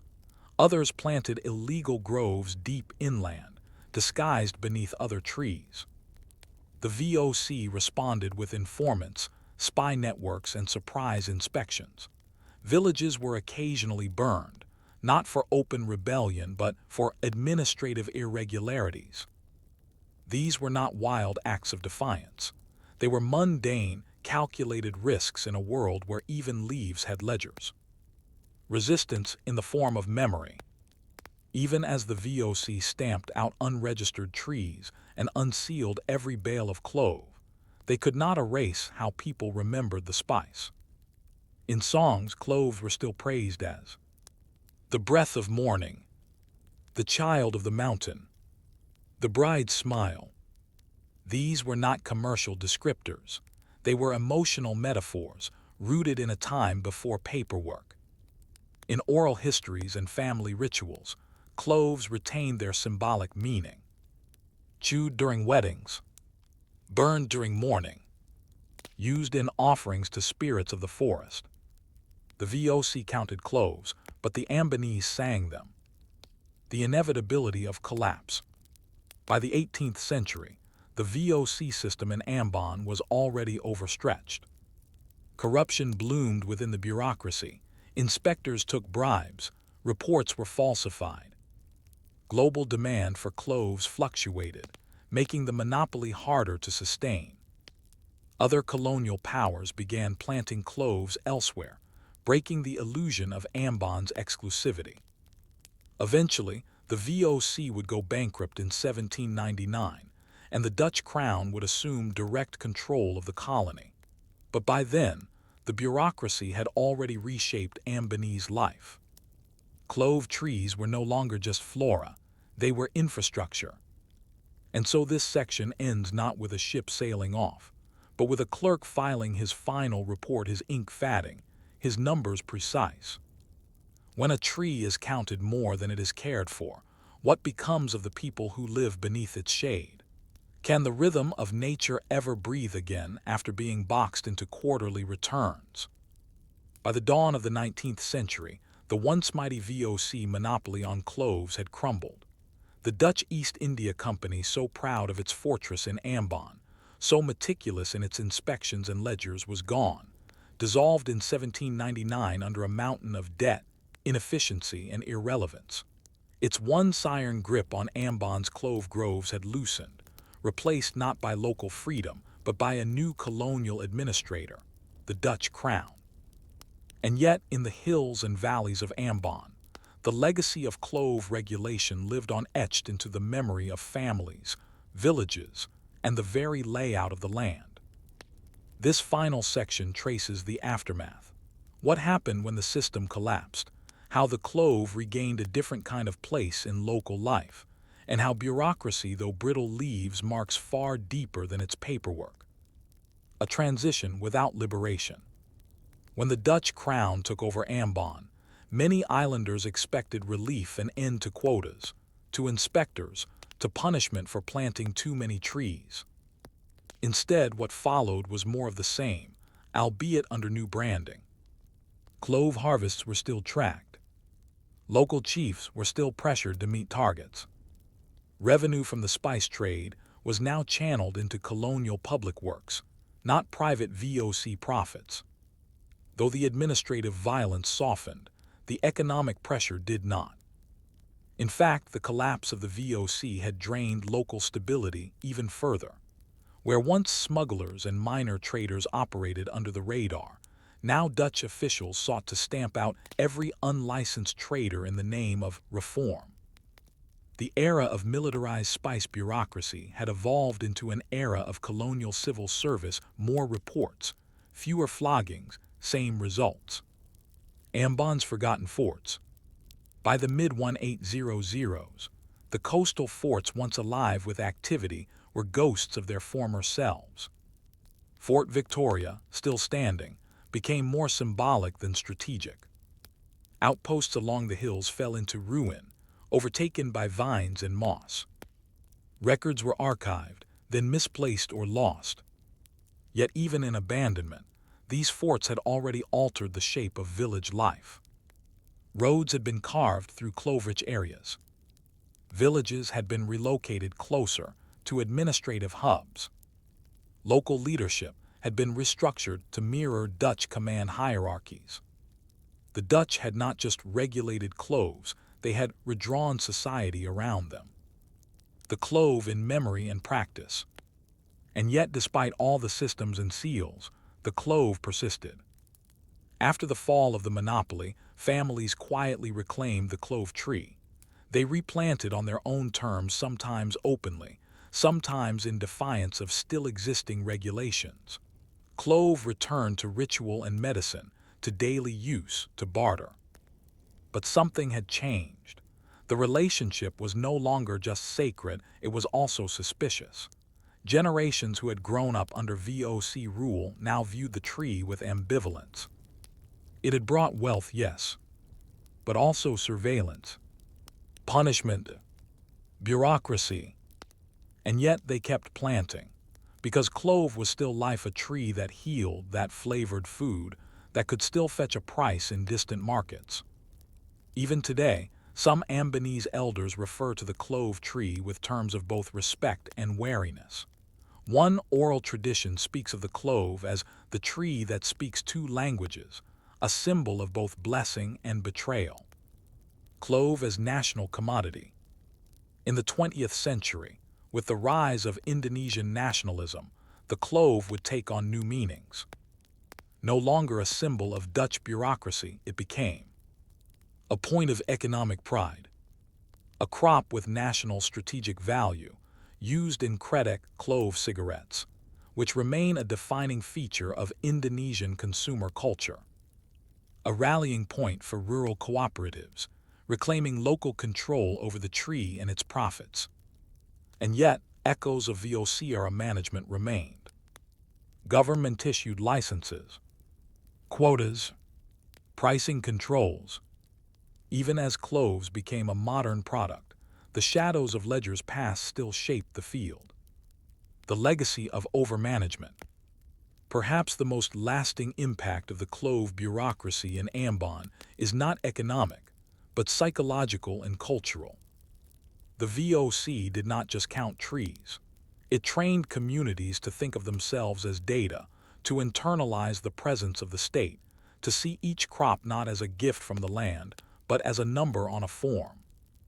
Villages learned to speak in reports, to hide losses, to anticipate punishment before it arrived. Some of that thinking persists in how modern agriculture is discussed, how compliance is enforced, how development is measured.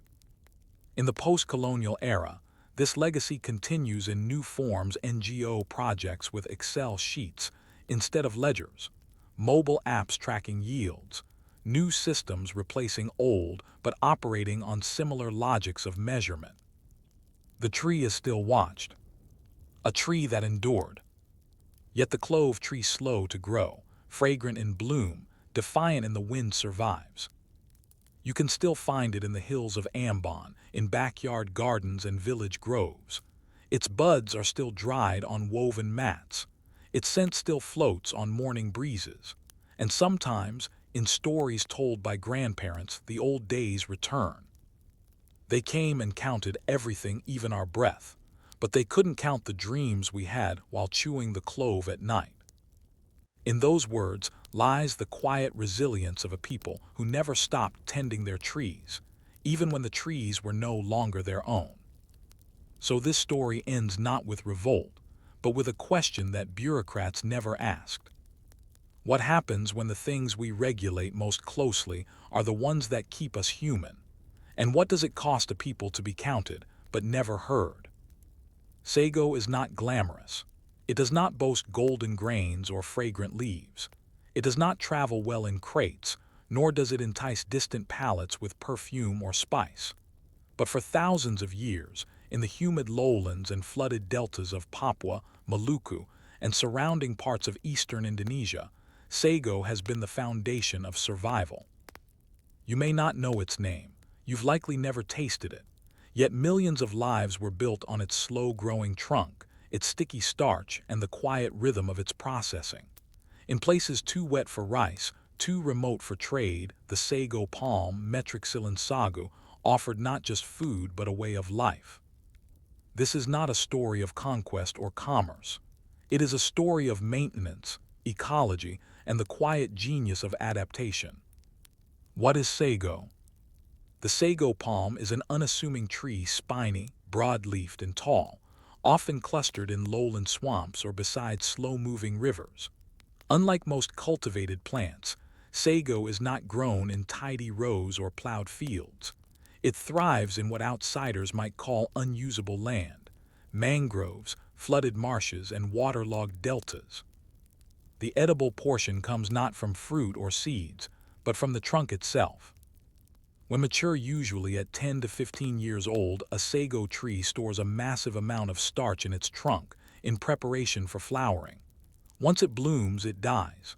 But if cut just before flowering, the pith inside is harvested, crushed, and washed into a glutinous starch that becomes paepta, a sticky porridge, flatbreads, or dumplings. Sago is high in carbohydrates, nearly fat-free, and resilient against drought or flood. It requires no plowing, no weeding, and no irrigation. It is, in many ways, the perfect crop for difficult lands. The ecology of a swamp diet. In Western terms, sago might be labeled a subsistence crop, but this dismisses its central role in Papuan wetland societies, where it serves as the staple starch in daily meals and is often stored for months in submerged leaf-lined pits. A typical sago-producing household might manage a rotating grove of 50 to 100 palms in various stages of maturity. Families mark the trees using carved notches or bamboo tags. The knowledge of when to cut, how to process, and where to plant new suckers is passed orally, often through songs, proverbs, or storytelling during the harvest. Sago groves are not wild, but they are also not farms in the Western sense. They are managed forests, complex systems of coexistence with the swamp. And they are rarely alone. Alongside sago palms, Papuan communities also maintain coconut trees, banana plants, nut-producing trees like Canarium, Canari, medicinal vines. The result is a layered agroecology, maintained over generations, without fences, pesticides, or property titles.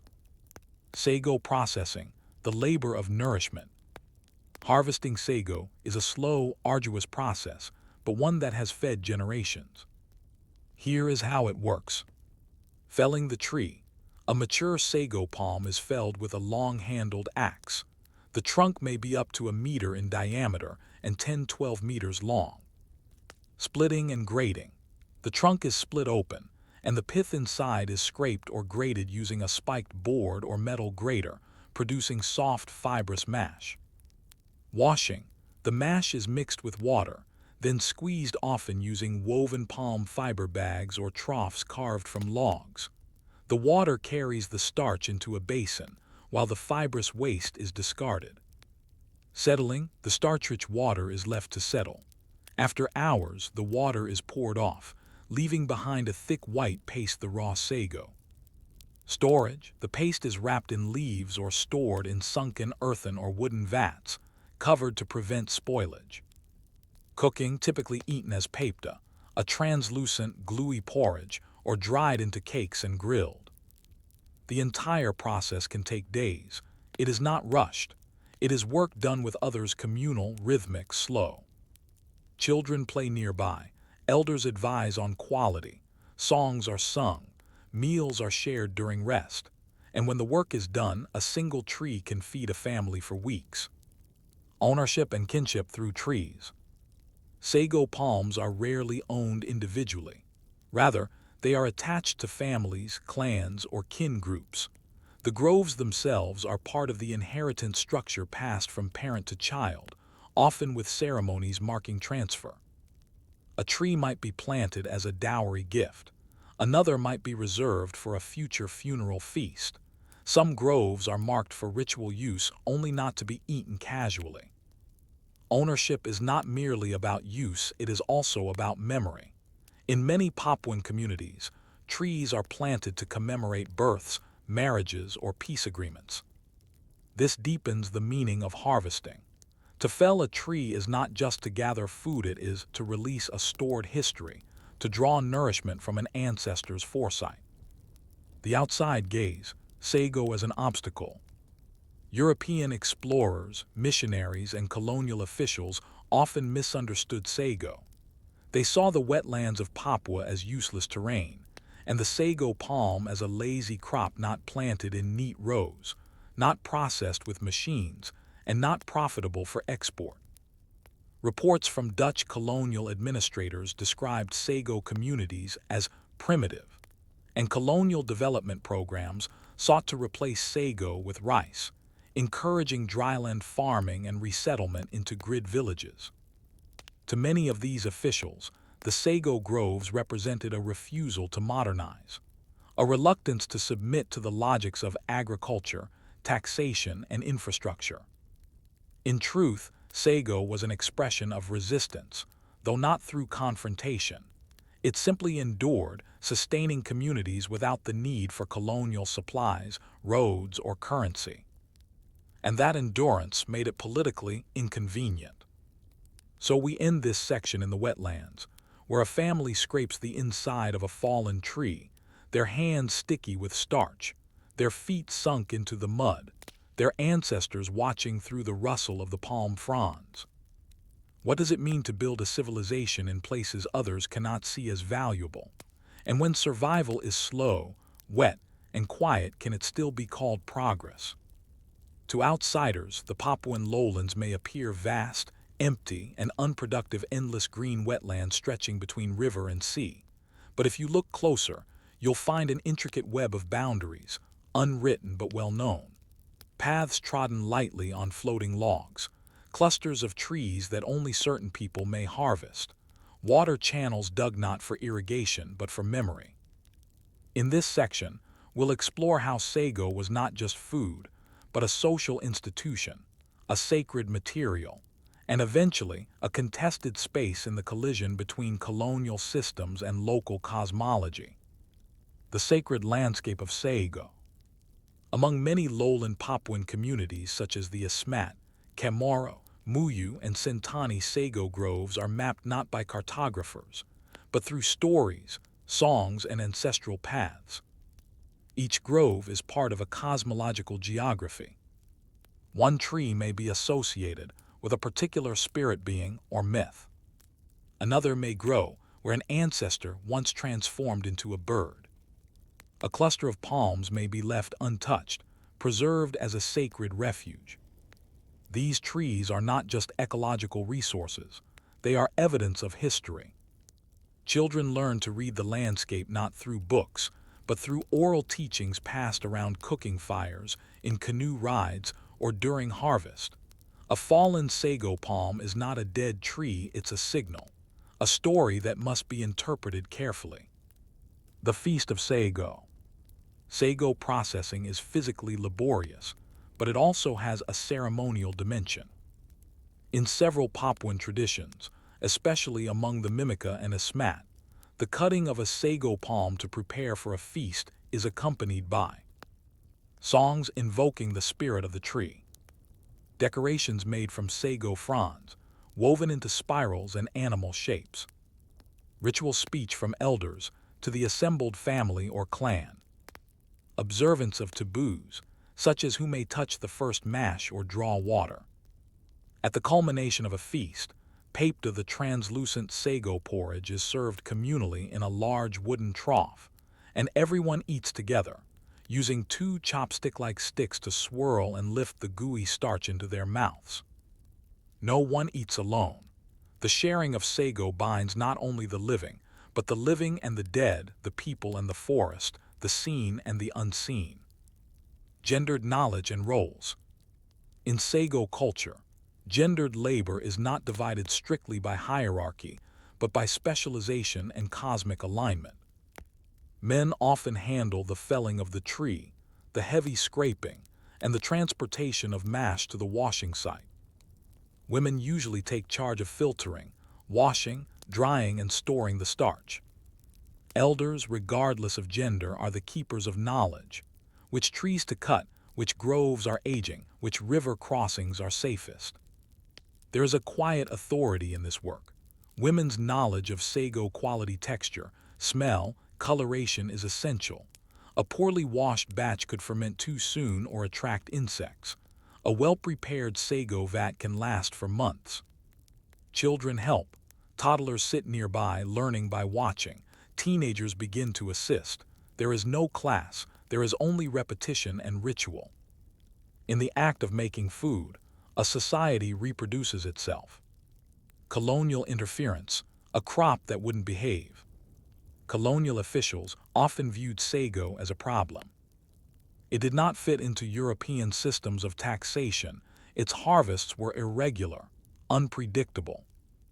It could not be neatly parceled out into individual land titles. It did not require purchased tools or foreign inputs. It gave villagers independence from colonial supply chains.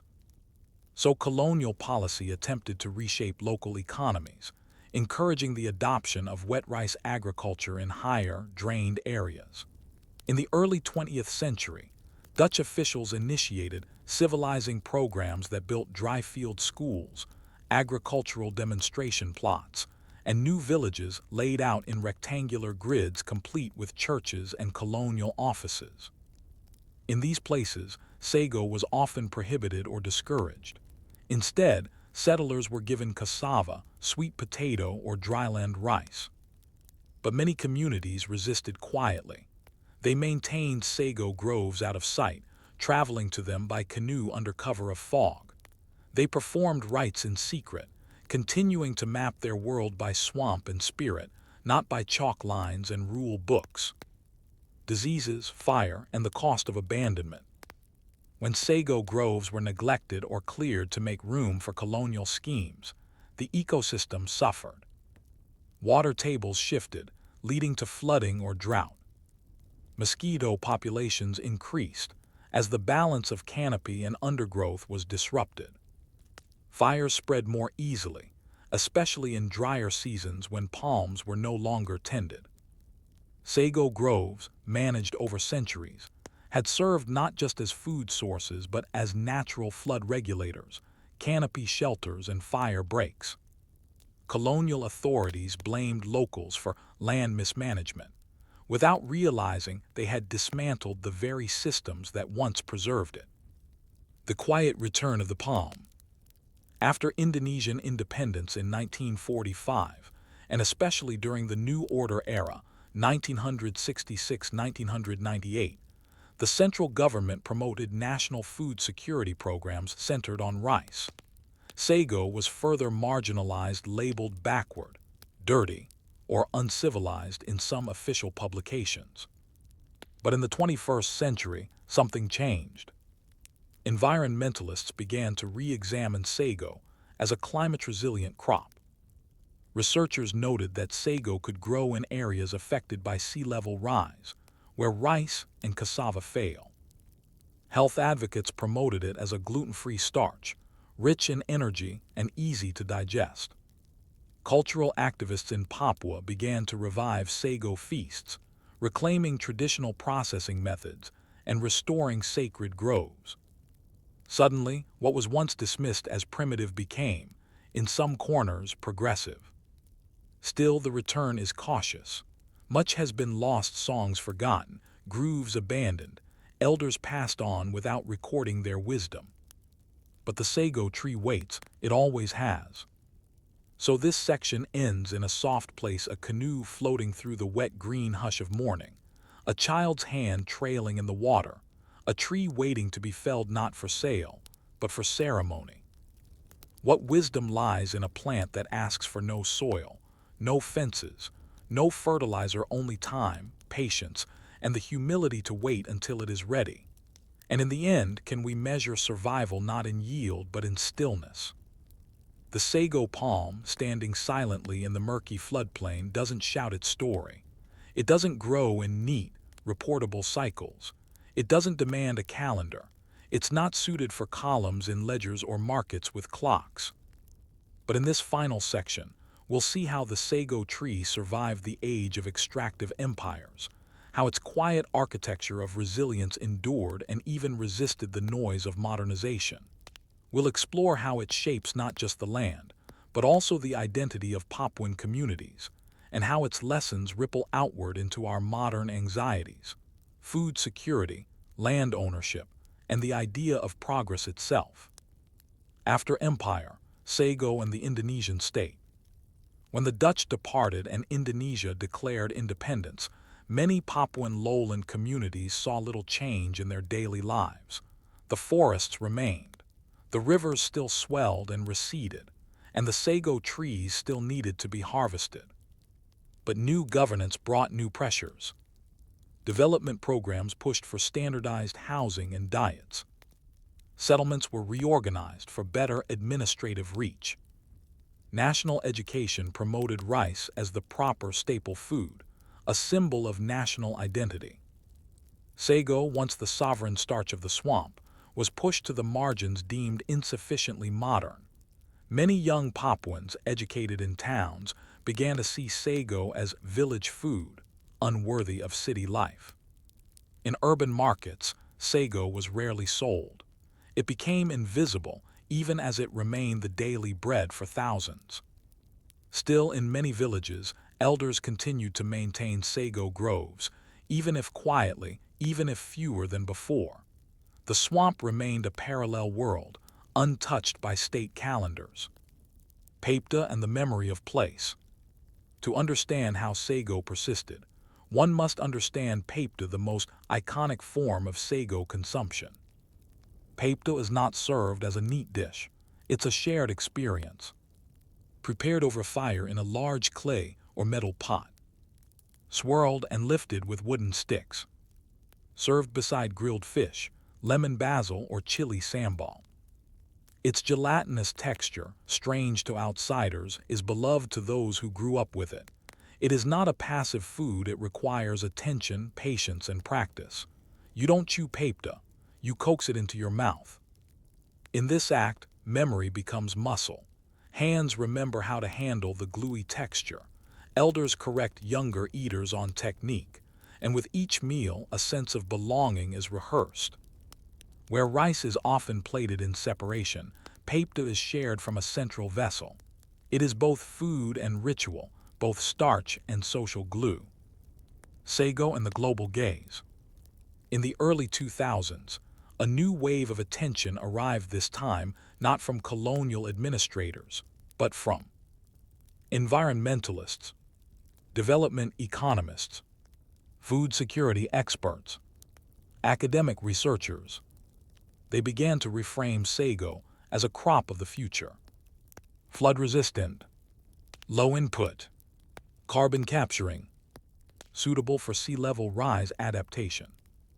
Ironically, what once disqualified sago from colonial plantations its unsuitability for monoculture now became its most attractive trait in an age of climate crisis. Pilot projects were launched in West Papua and southeast Sulawesi.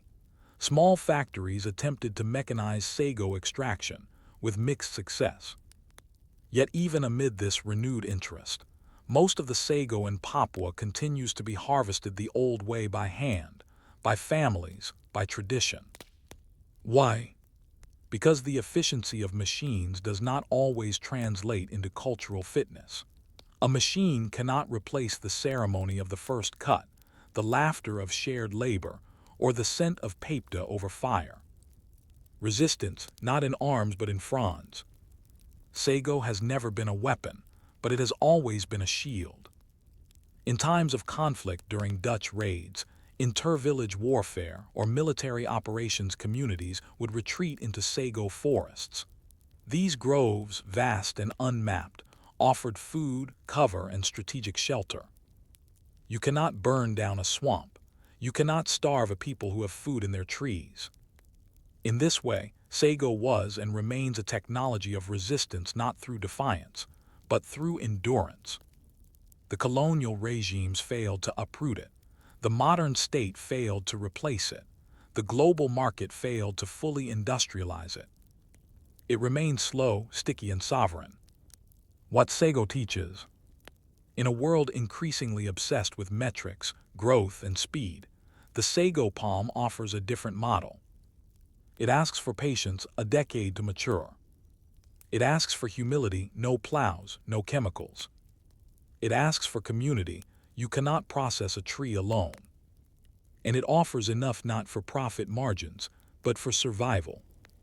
In urban centers, these values may seem outdated, but in the deltas and wetlands of Papua, they are the architecture of life. To walk through a sago grove is to walk through time made edible.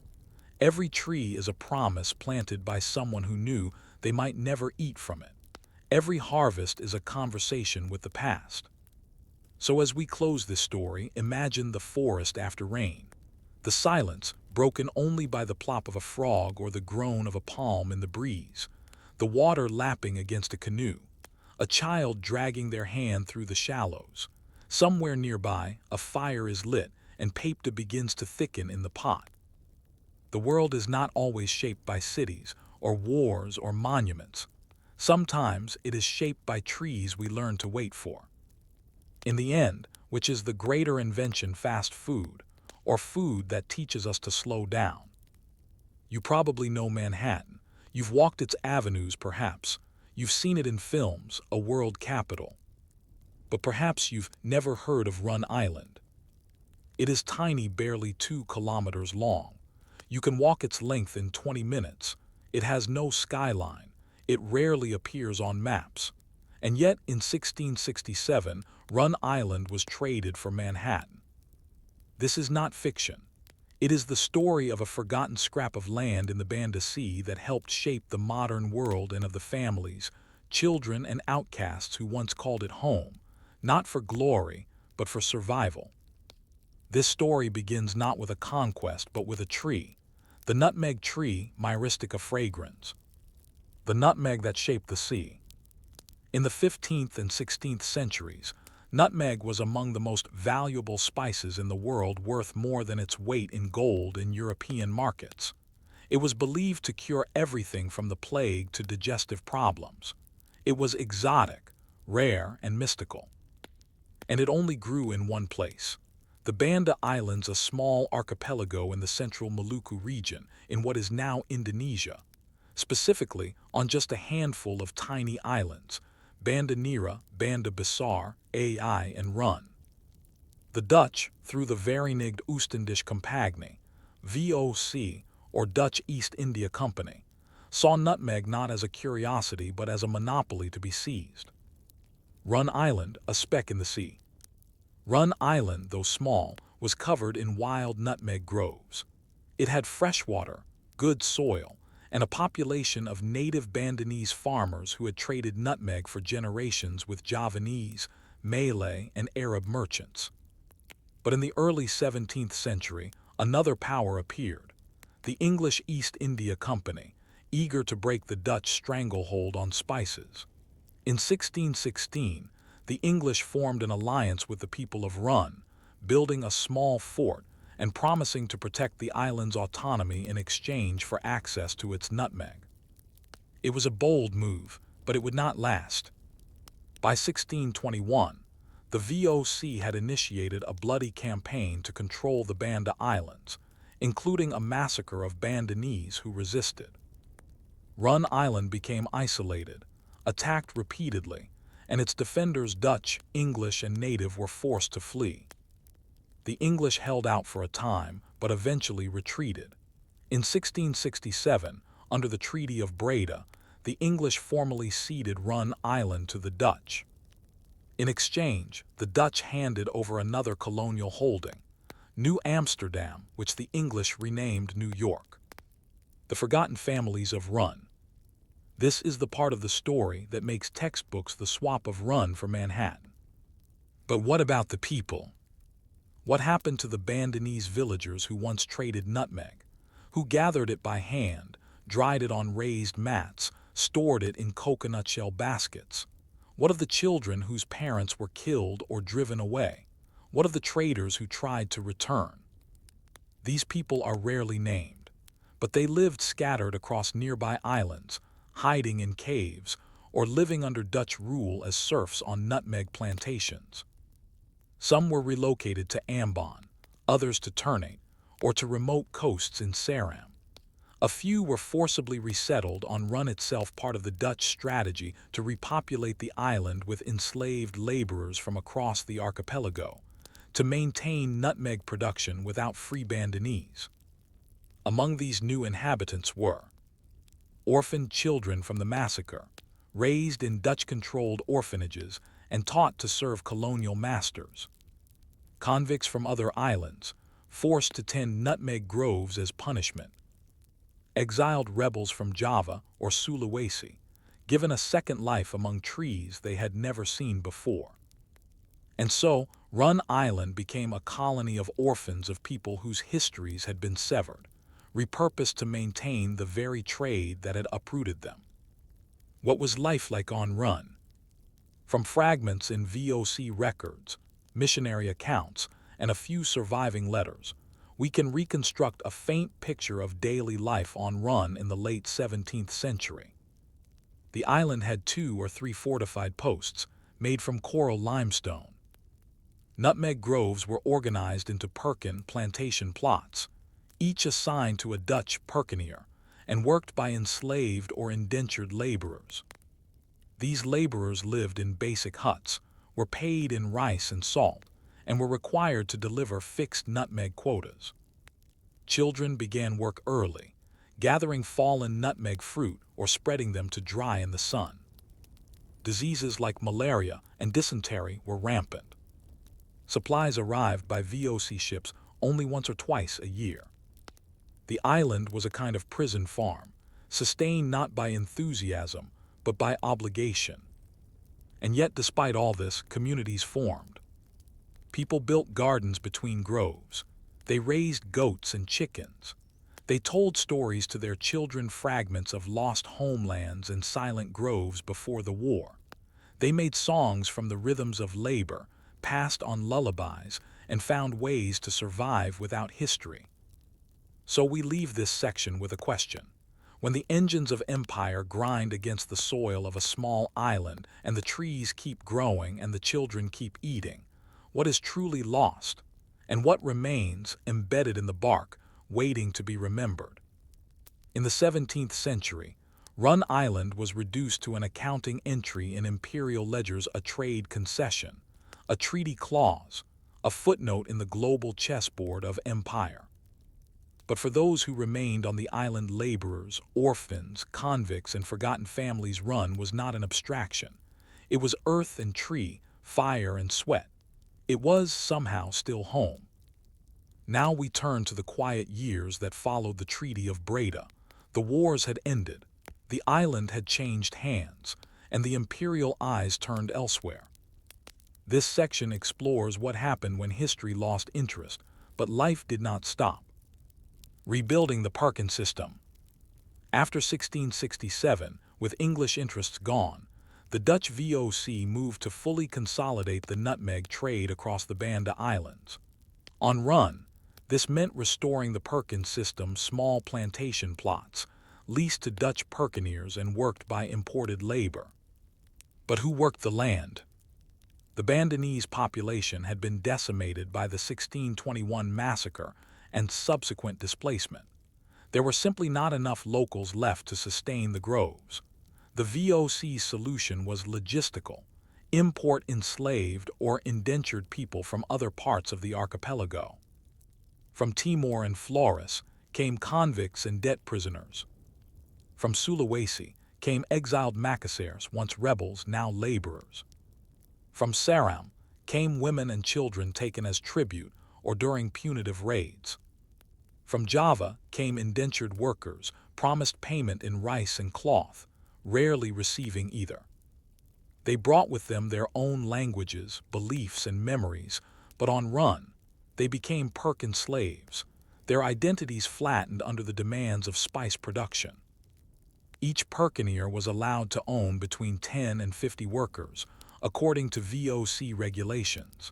Laborers could not leave the island without permission. They were subject to corporal punishment, held to strict quotas, and often punished collectively if yields fell short. Daily life on the island. The daily rhythm of Run's laborers was structured around the nutmeg tree. At dawn, workers moved into the groves with baskets and hooked poles. Ripe nutmeg fruits were harvested split open to reveal the inner seed, wrapped in the blood-red lace of mace. The seeds were dried on raised bamboo mats, turned regularly to prevent rot.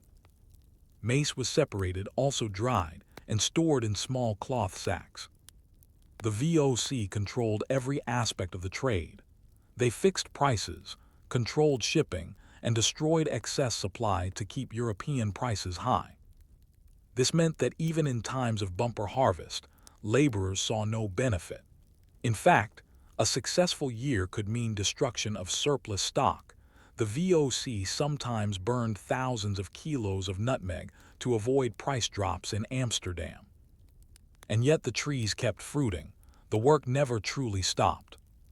Food, faith, and family. On an island with such brutal economic logic, how did people live as people? We know that workers grew subsistence crops: cassava, taro, bananas on marginal land not reserved for nutmeg. Goats and chickens were raised when possible. Fishing supplemented the diet. Religion was a patchwork. Some workers, especially those from Java, maintained forms of Islam, praying in secret or in makeshift spaces. Others practiced ancestral rituals, bringing with them small idols or conducting ceremonies in forest clearings. Dutch missionaries operated a church school and encouraged conversion to Christianity, especially among children born on the island. Among these children were those referred to in records as nutmeg orphans, young ones born to laborers who had died or been banished, raised by mission caretakers, trained in Dutch language and scripture, and often groomed to become servants, translators, or lower-level clerks. But even these children, despite their training, were not considered full members of the Dutch world. They remained liminal, too native to rule, too educated to labor, too rootless to leave. A map of exile. Run became part of a hidden network of exile islands across the Dutch East Indies. Run and neighboring AI for spice laborers. Ternate for political prisoners. Kupang for disfavored colonial officers. Ambon for orphaned children of mixed heritage.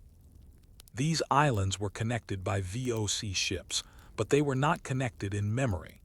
Each community, scattered and displaced, remembered different versions of home. For the orphans of Run, there was often no home to remember, only stories heard secondhand. Some elders tried to preserve language, naming, and custom. One record notes a Bandanese woman teaching her children the old names for the stars. Another account describes a group of exiled Sulawesi men carving boats in the Makassar style, though the sea was rarely calm enough to use them. A missionary complained that even after baptism, the women whisper names to the trees, as if the spice could hear them. In this silence, culture was not lost, it was muted, like voices behind walls. The island's edges. By the early 18th century, Run Island had become both central and peripheral. Central to the Dutch nutmeg monopoly. Peripheral to the rest of the world's concerns. Its soil was rich, its people poor. Its name was known to cartographers but forgotten by everyone else. But still, births were recorded, marriages performed, burials dug. Trees were planted even if the hands that planted them were shackled. Songs were sung, even if softly. The island lived. So we end this section as night falls on Run. The groves are dark. The drying mats are empty. A fire burns outside a laborer's hut. A child, barely old enough to speak, points to the sky and asks the name of a star. The mother, born on another island, hesitates, then whispers. How much can be passed on in exile when the land is not yours, the language is fading, and the trees are owned by someone else? And if memory is forbidden, can it still survive in shadow? For centuries, Run Island floated in obscurity, caught between the ambitions of empires and the silence of the sea. It had been a prize, then a prison, then a placeholder in forgotten treaties. Its name rarely appeared outside spice ledgers, and yet for those who lived there, the orphans, the laborers, the displaced, it remained real. In this final section, we explore how Run's story gradually faded from the colonial stage, and how its legacy lived on in fragments, in flavors, in stories whispered far from the Banda Sea. We'll examine the decline of the spice monopoly, the fate of the forgotten families, and finally, the lingering echoes of a child pointing to the stars, asking for a name. The VOC's collapse and the shrinking of Run. By the late 18th century, the Dutch East India Company was unraveling. Corruption had hollowed its core. European wars, especially the Napoleonic conflicts, undermined trade routes. Competition from British, French, and later American merchants challenged VOC dominance. Global tastes were shifting, and nutmeg was no longer king. In 1799, the VOC was formally dissolved. Its holdings, including the Banda Islands, were transferred to the Dutch state, but by this time, the monopoly had already fractured. The French smuggled nutmeg seeds to the Caribbean. The British cultivated nutmeg in Grenada, Zanzibar, and Sri Lanka. Run's unique ecological advantage was no longer unique. The result was economic decline. The Perkin system faltered. Dutch officials reduced their presence. Many Perkineers abandoned their plantations. The enslaved and indentured laborers were left behind, some freed, others simply forgotten. The island began to empty, not suddenly but slowly. A quiet retreat of empire without headlines or ceremony. The orphans grow old. The nutmeg orphans, born to transient laborers and missionaries, grew into adulthood in a world that had no place for them. Some tried to leave, joining Dutch garrisons on other islands or signing on to passing ships. A few found positions as scribes, teachers, or assistants in Ambon or Batavia, Jakarta, using their knowledge of Dutch. But most stayed. They lived not as Bandanese, not as Dutch, but as something in between. They spoke a Creole of Malay, Bandanese, and Dutch, unique to the Banda region. They practiced Christianity but preserved customs that puzzled missionaries, like whispering to trees or marking time by the fruiting of nutmeg. By the mid-19th century, many of these communities had been absorbed into broader Moluccan society, their distinct identity diluted. Yet fragments remained. A family in Ceram claimed their grandmother was from Run, where the trees whisper. A song collected in Ternate refers to the childless island that fed the empire. A Dutch trader's memoir mentions an old man on run who refused coin, asking only for dried fish and the rights to a tree. These are not headlines. They are ghost traces, and yet they form the real history of the island. The trees remain. Despite everything, the nutmeg trees remained.